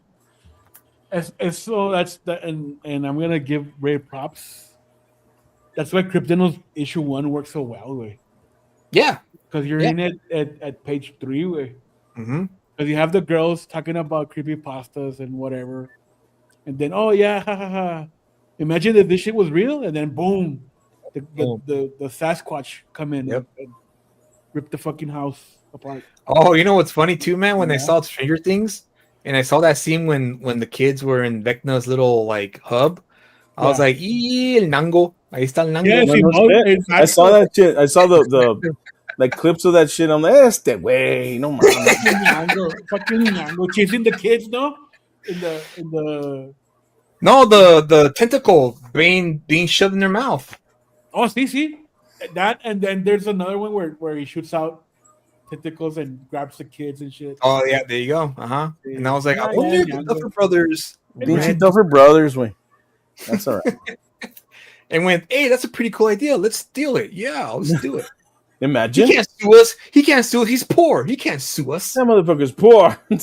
Zaid Comics says, I feel like doing comics to the youth is the hardest it's ever been. Hell yeah, bro. Dude, 100%, Zaid. 100%. I mean, if the Japanese are doing it well, why not just fucking... Well, okay. Here's Zaid, if you're still listening, and also for you guys too, I'm going to give you an insight as to what we need to go back to, and that is dynamic art. Mm-hmm. So when I went to pick up the issue of Absolute Batman, I think it was 12, the one with Bane in the cover. Yeah, and there was a cover B or cover C. I can't remember which of the letters it was, but it was the one where it was a homage to the X-Men, the famous X-Men cover where Jean Grey is holding on to the title. Remember that cover? Yes, I remember that. So it was a Bane grabbing the Absolute Batman logo. And I wanted that cover. I was like, I'm going to get this cover because this is a dope cover. This reminds me of the covers of yesterday, where this is how you got readers to want to pick up your book, is to have a cover like this, right? Yeah. So when I get there, they're gone. They're out.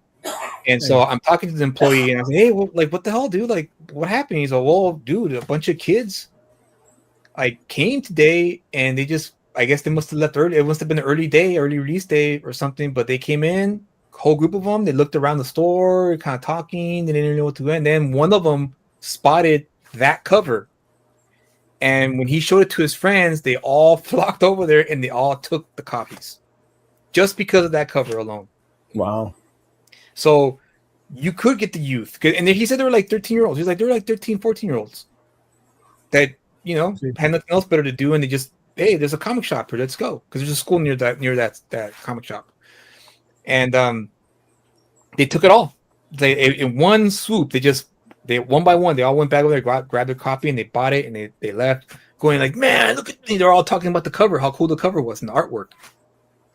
So that's it, dude. The artwork needs to pop again.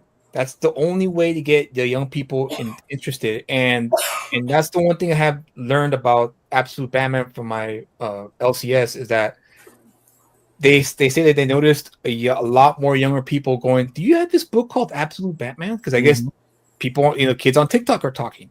Dude, Absolute Batman is and TikTok, everybody's talking about it on TikTok. Yeah, dude. It's the book. I'm gonna go in there and shit on their fucking Absolute Batman. Fuck that shit. I sold my copy for $150 the other day. Fuck that shit. You know what's funny too? You can do that to your advantage too, right? You can say, "Yeah, fuck that shit," but if you want something better, here's your Kryptonite issue 1.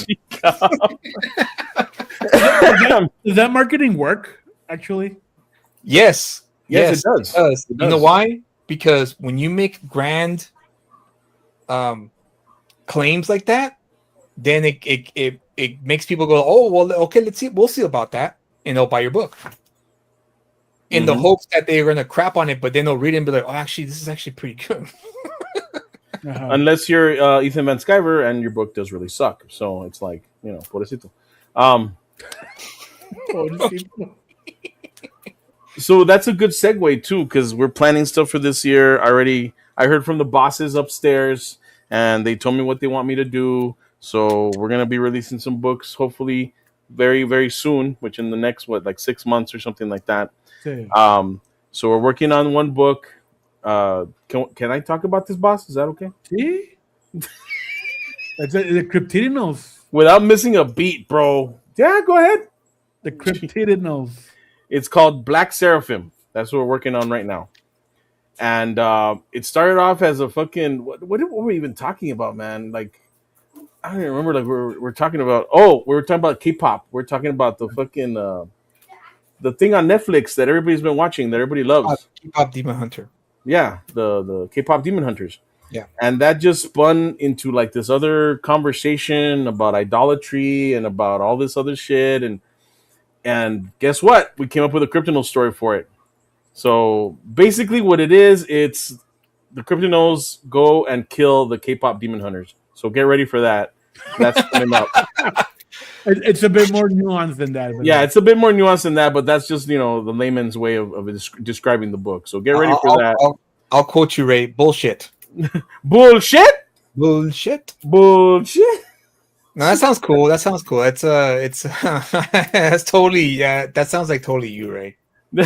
Gee, thanks, man. Oh, yeah, this is popular. Well, I'm going to write a story where I kill them all. Well, see, that's the thing. It's not going to be crapping on them. It's just it's a different spin on it. It's a lot of stuff that I've noticed. Dude, my kids know about it. I didn't even know about it. My kids are singing their songs, and I'm like, what the fuck is going on here? That's a whole other type of energy right there. That's a whole other type. It's yeah. I saw the movie. With my girl. She also was seeing it. And did you like it? Yeah, it's actually a well-written movie. See, very well. I haven't seen it yet. I want to see it. Everybody's been saying. It's a well-written movie. It does have a lot of occult themes about brainwashing and how hidden messages are in music. Mm-hmm. Not in your face. It's subtle. It's very subtle. Obviously, they veil it very well. But for me, the one who has the eyes to see, as they say, I saw it and I was like, whoa, dude, this is like. I don't even think I should have let my daughter watch this shit. Exactly. That's where I started picking it up, and I'm like, wait a minute, there's other stuff going on here, man. There's like symbolism and idolatry, and dude, like symbolism going on. And then I talked to this man over here. I talked to Oli about it, and he's like, holy shit, bro, this and that, and we just went off on it, and we came up with this really fucking cool idea. And as we continue with it, we'll relate more of what we're doing with it. But I Javi's the one drawing it, so Who's trying it? Javi. Oh, yeah, Javi's trying it. Nice. yeah. Javi's already drawing it and shit, and it does take place in the Kryptonos universe. It is part of the Kryptonos lore. It's pretty heavy when you get down into it, but I'm like, holy shit, man! Like, wow. It's another aspect of the whole Tulpa thing. It's another aspect of the stuff that's going on behind the scenes. The So AI and shit. the AI thing too, we threw that shit in there. So get ready for that. And also, I'm happy to report that we're doing the Man Dog book. We're gonna be doing the Man Dog book, and Dario will be drawing that. So that should be interesting as Nice. well. Nice. Very nice. Very nice. Muy nice. This All right, year, hopefully. let's shout out some people in the chat because there's going a lot of talking. I think A lot of talking. I think they'll get burned out from the internet eventually and start looking for more analog forms of entertainment. That is coming back. Yeah, I can see that. that's happening, guys. That's happening. It's already Yeah. happening. I can see that for sure. The Mega Art says the Japanese have a different mindset and taste. You can write a story of an old couple who becomes young and engage in all kind of stuff with their grandchildren, and it will be a hit. Well, yeah, they have a way different mindset. They appreciate their older folk. The cool factor always has a large impact. Just think about when we were kids. We grabbed the comics. Absolutely, yeah, absolutely. Come on. Absolutely. That's cool. Get them books out, boys. I'm printing my next issue of the Western soon. Very nice, sir. Very nice. Yeah, like kind of was that he did with his gosh, what's the name of that book that you guys The Man with No released? Strings. The man Yeah, the with Man with No Strings. That's a perfect example of finding a good an artist that has artwork that really does pop, Mhm. and yeah, getting it out there as soon as possible, which is I Yes, thought was a great sir. move. Some person says art is more respected in some countries. They don't think comics are a kids thing. Many still think comics in America are just for kids. Yeah. Yep. Mm-hmm. They honestly they shot themselves in the foot with that, especially in the U.S. Yeah. Now, yeah, because they wanna legitimize the Marvel and DC, no, entonces pedo. But they're not there yet, like in France or in Japan. No, I mean, we almost got there when Watchmen was released, and also Dark Knight Returns. That were like the medium did elevate a bit after that, but then again, unfortunately, when it comes to the publishers at the time, they thought, oh, we could just copy and paste this and make money ourselves. When in reality, it's like, no, you guys should just stay away from that and use the wave that they created to ride the wave. Yeah. Like, hey, if you guys like Watchmen, we have other stuff here too. Come, check out your local comic shop and pick up your Marvel book or DC book or whatever. I also blame society and media, no, because they will like, oh yeah, comics, that's nerd shit. Or, media, that's kid stuff. And now it's disposable entertainment. They and right now, oh man, Big Bang Theory, man. I'm a big fan of Big Bang Theory. Oh, I'm team Steve Rogers and Team Iron Man. Yo, fuck off. Fuck off with that shit. Yeah, shut up. Sorry, man. Sorry. Come on. That's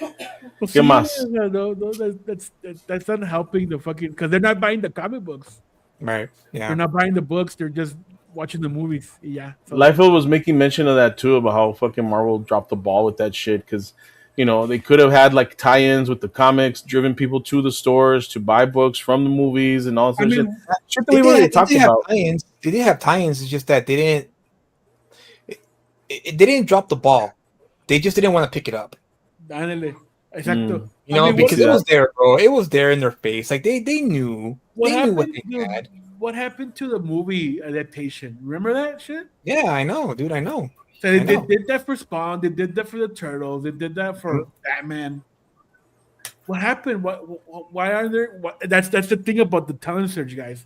Why isn't Marvel and DC? I mean, free ideas, right? Are not having their own like fucking crew.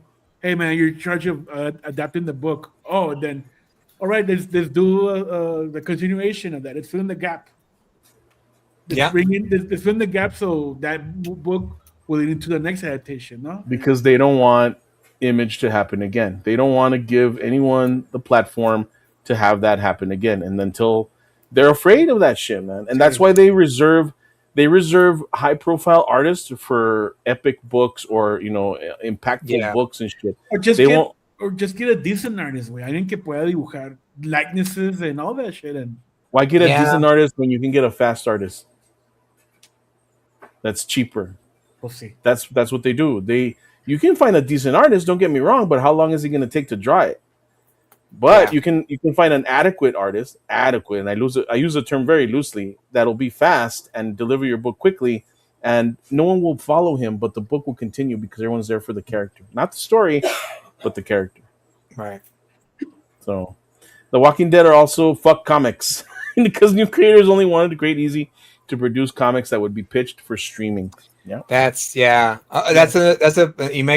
prime example of copy and paste that a lot of people do when things like that occur. Like, because Walking Dead, black and white comic, talking heads, but Kirkman made it interesting, and it was just a perfect book to adapt into a TV show, and it worked. It paid off. It's interesting because I've heard people like shit about, I hate these slice of life books. Mm-hmm. Yeah, I know. Walking Dead was a slice of life book, dude. So Walking Dead was a novela, bro. That's all it was. Yeah, but it worked because it was the only book that was in the market. Mm-hmm. That's why it had zombies in it, so exactly. It was a perfect balance. Mm-hmm. It really was. But it was a slice of life. Yeah, but slice of life is okay. Like, I don't mind slice of life. Just make it interesting. Simon, see, make it interesting. That's it. That's all you have. You can do whatever genre you want. Just make it interesting. Dude, there's a book in Japan where it's just about a guy, like a businessman, a salaryman, going to restaurants and he eats like, he has the business meeting. I heard about that. I heard about that book. Or gourmet something. I forgot. Yeah. It's like really popular over there, dude. And everybody was like, dude, you think this book's gonna sell? Just the guy eating. But the artist made it interesting, didn't he? The artist, dude, it's a simple drawing, dude. It's well made, great backgrounds, all that, and Yahweh, it's just a guy eating. Well, I mean, is there like some kind of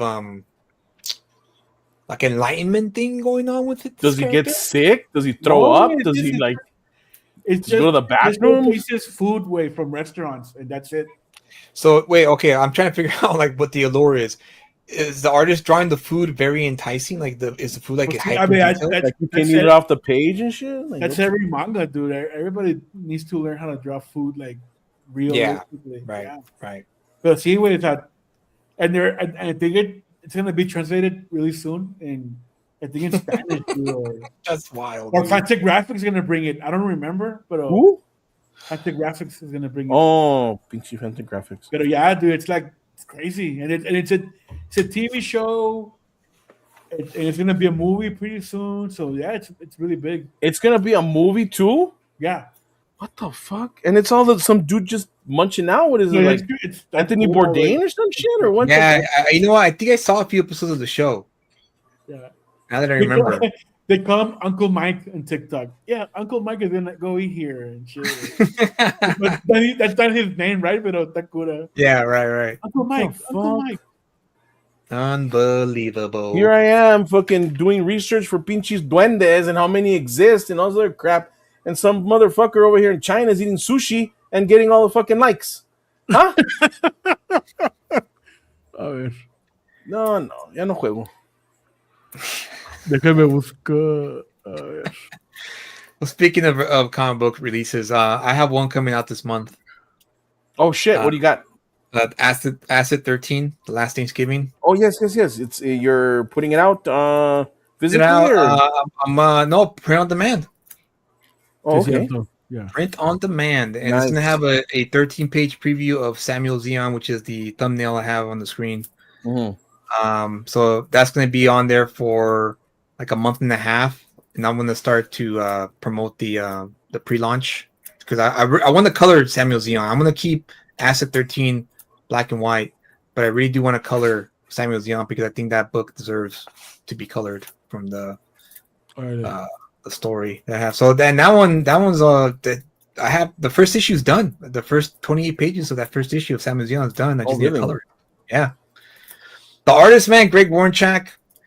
What a blessing, man. He talk about, you know how we always talk about how like we wish we could find artists who are not only talented but also industrious. Like they stay on schedule. They're never late. They always deliver the page at the time they tell you they're going to deliver it.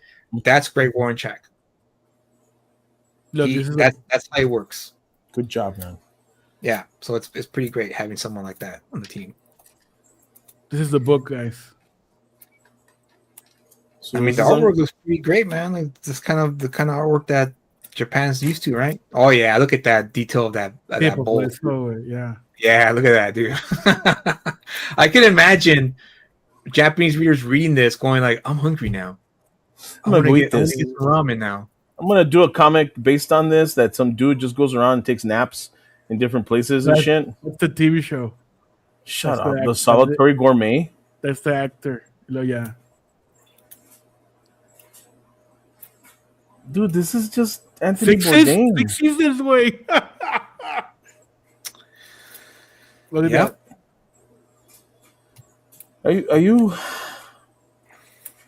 Are you for real? Is this for real? Is this AI? This is AI, isn't it? Like, hey, sometimes you just never know what hits, dude. You just never know. Yeah. And you know, I mean, it might not be so like it might not be the same for American readers. They might read this and be like, what the hell is this? And they might not even like it. Because Americans, we love spectacle, right? We love big stories and big things. So that's why a lot of the manga hit here, especially like the more popular ones, because they're big, they're huge, they're epic, you know, and this one might be too simple for us. Pues ahí está, güey. Dario to draw who eats fast food, way. Nothing but fast food. But sometimes you need simple, dude. You need like, okay, yeah, this is cool. I hope to fuck that none of you motherfuckers get duendes in your house, and all you can fucking remember to do is feed them fucking chow mein. All right? What? Shut up. I'm over here telling you how to defeat a duende, and this guy's like, hey, did you try the pork belly? It's fucking delicious. Fucking A, man. All right, let's read all right. Oh God, go ahead. In that case, I'll have pot stickers and a large yakisoba. Okay, but it looks good. It's devastating that he doesn't have rice though. Serve rice though. Oh well, I should have asked before I sat down. That they start eating. I never thought about not being able to drink, but this is devastating. It really is. Can I have Shaoxing wine? Okay, me too. That's it. You know. Yep. All right. But look at the art, dude. Está bien chingón también, güey. Yeah, dude. I mean, I've seen manga where they have a baseball one and they make baseball look interesting and fun. Yeah. Super campeones. Yeah. True. The only twist to that one was that the kid was dying, wasn't he, or some shit like that? Yeah. His legs amputated. Whoa. That's a twist right there. That made it worthwhile. Sure, dude, for sure. Holy crap. I hope to fuck racist. Oh my God, man.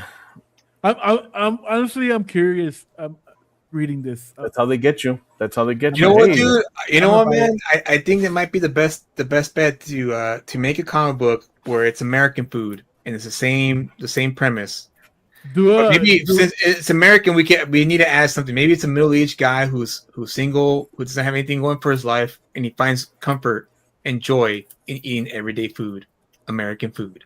That's not how it works around here, bro. That's not how it works around here. But the artist has to draw the food very enticing, very alluring. The way that I would write that story, Julius, would be it's a couple and they're trying to figure out where to go to eat, and one of them asks the other one, "Where do you want to eat?" "I don't know. What do you want?" "I don't know. What do you want?"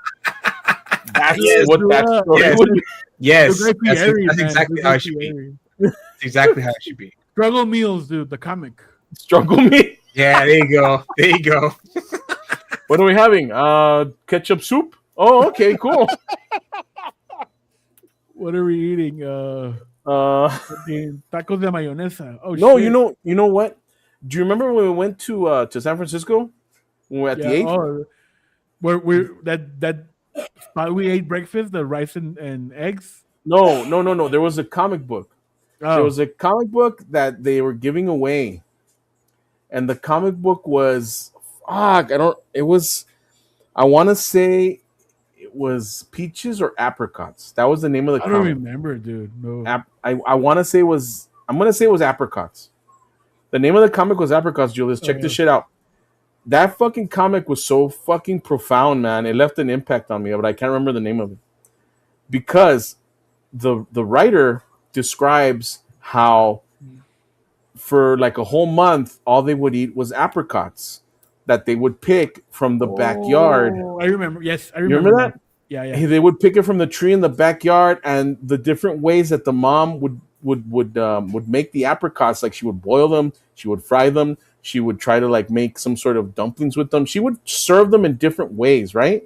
And at the end of the book, you realize why they're eating apricots because they were fucking poor and they couldn't afford food, and that was the only food that they had.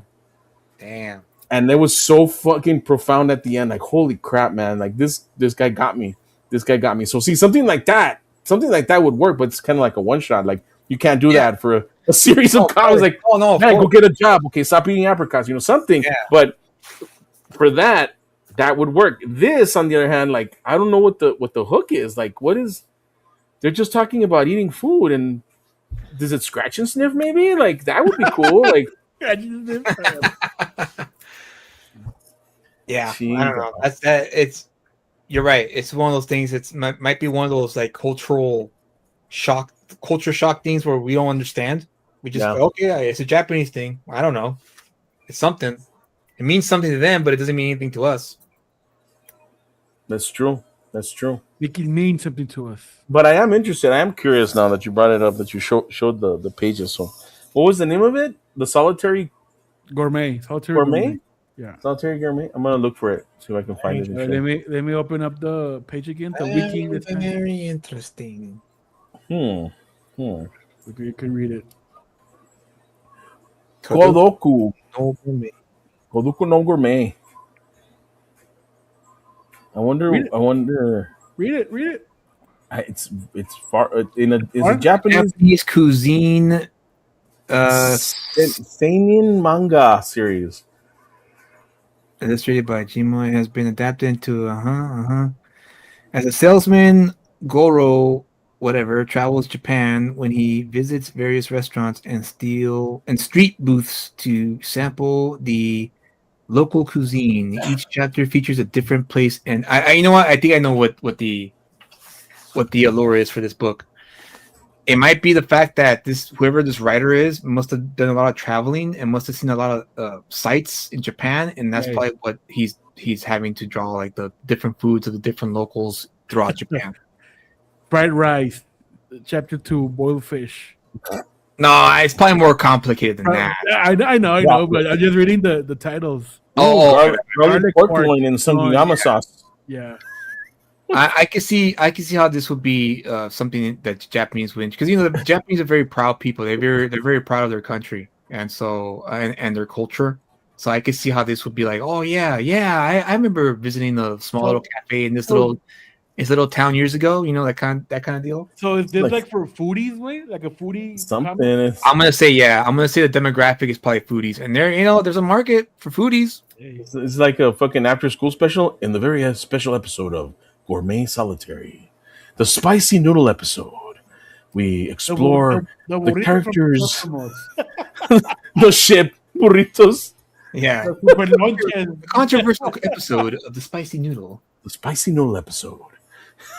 What the fuck? It was banned in 4 counties in Japan. Yeah, like the ending to the spicy noodle episode is so controversial that we can't even talk about it. Yeah. that's the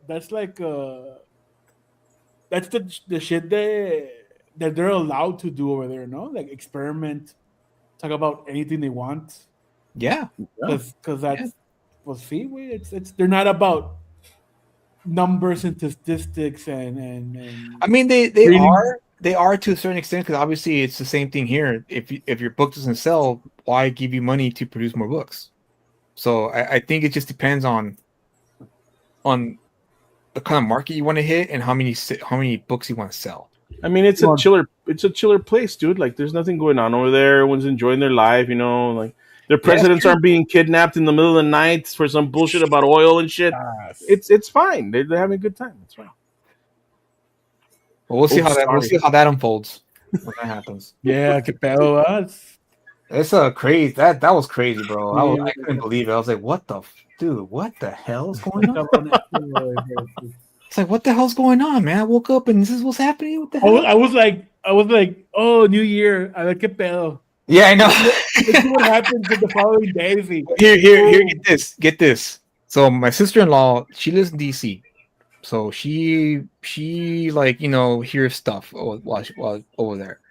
And she told me something interesting that I thought was you know, hopefully I could paint a clear picture as to what's going on here. So I don't know if you guys know this, but did you know that Trump pardoned the ex-president of Honduras? Yep. Yeah. Okay, and we know that fool was a freaking criminal, right? Like that fool. Oh, fuck yeah, dude. Yeah, like as bad as you can get, right?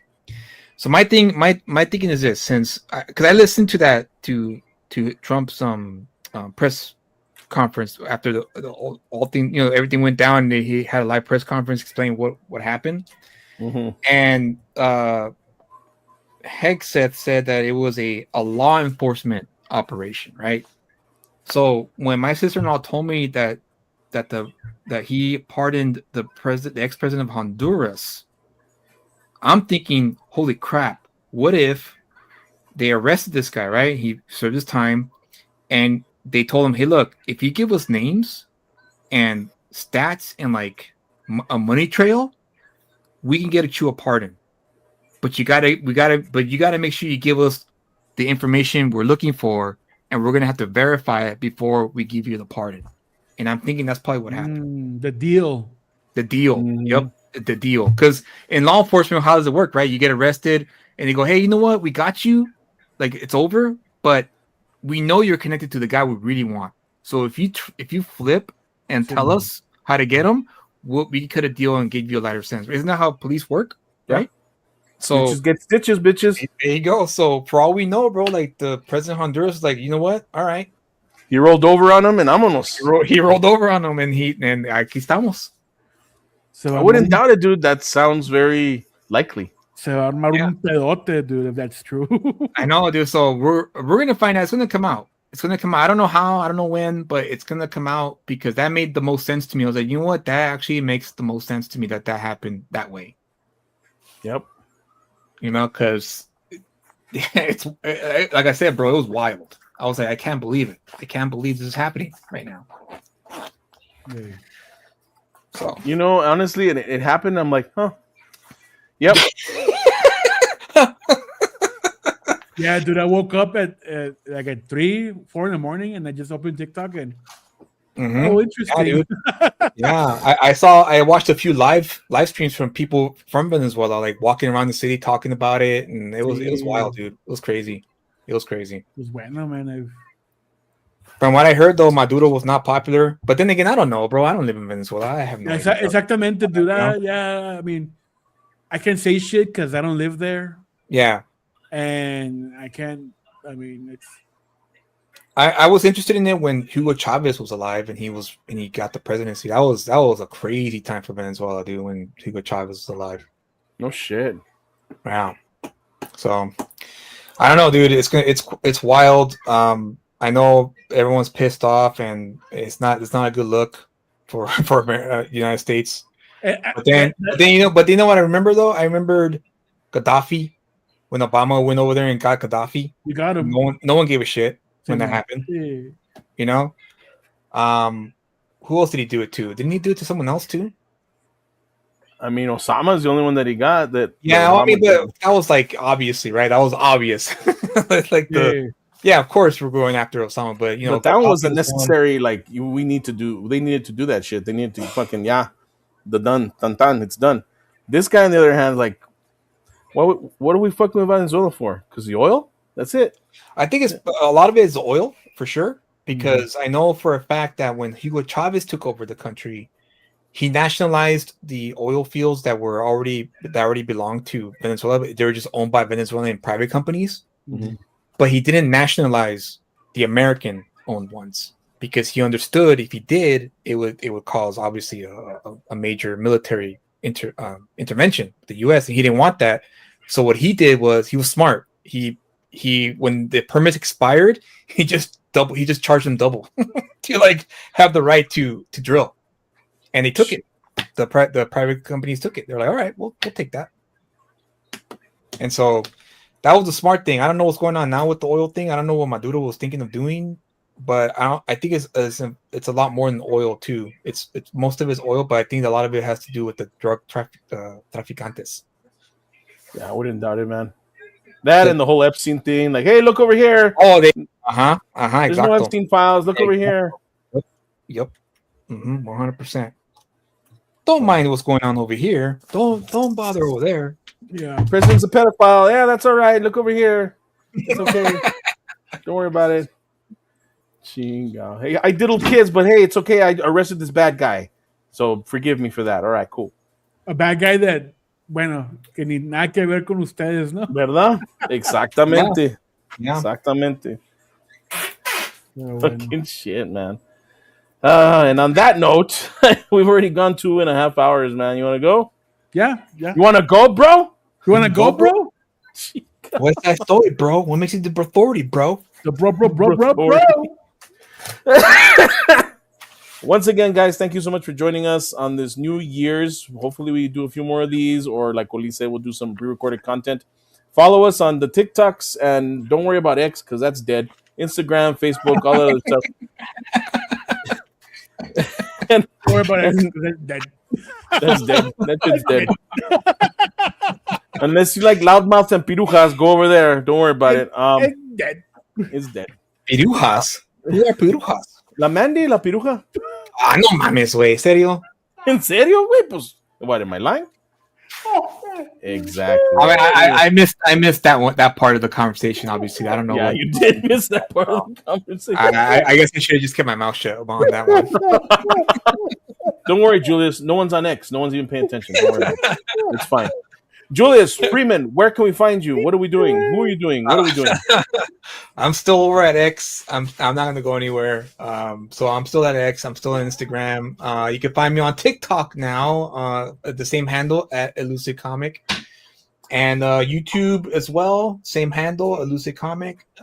Stick around. 2026 should be a very productive year for me. I have Acid 13, The Last Thanksgiving, coming out soon. I got a few pages I have to.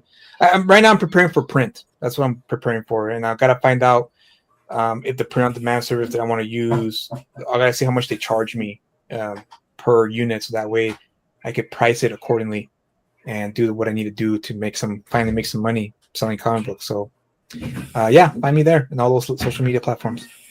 Nice. Sounds good, sir. We will be looking for you there. Oli, where can we find you? OEA 6x6, Instagram, TikTok also. I'm gonna start doing that TikTok shit again. And on X, even though it's dead. Yeah. Dude, I can't leave X because that's where I get my news, dude. Like video games and comic books and shit. Yeah, same here. And there's a few people I like to follow there too that do produce good content that I like. Sí, but comic books, yeah, we asked to. Yeah, it's gone. Yeah. Yes, sir. And follow me on the Instagrams and the TikToks, especially the TikToks. I've got more content coming out about duendes and crazy shit like that. And we appreciate you very much. Always like, share, and subscribe. And we will see you very, very, very soon. Everybody say good night. Hasta luego.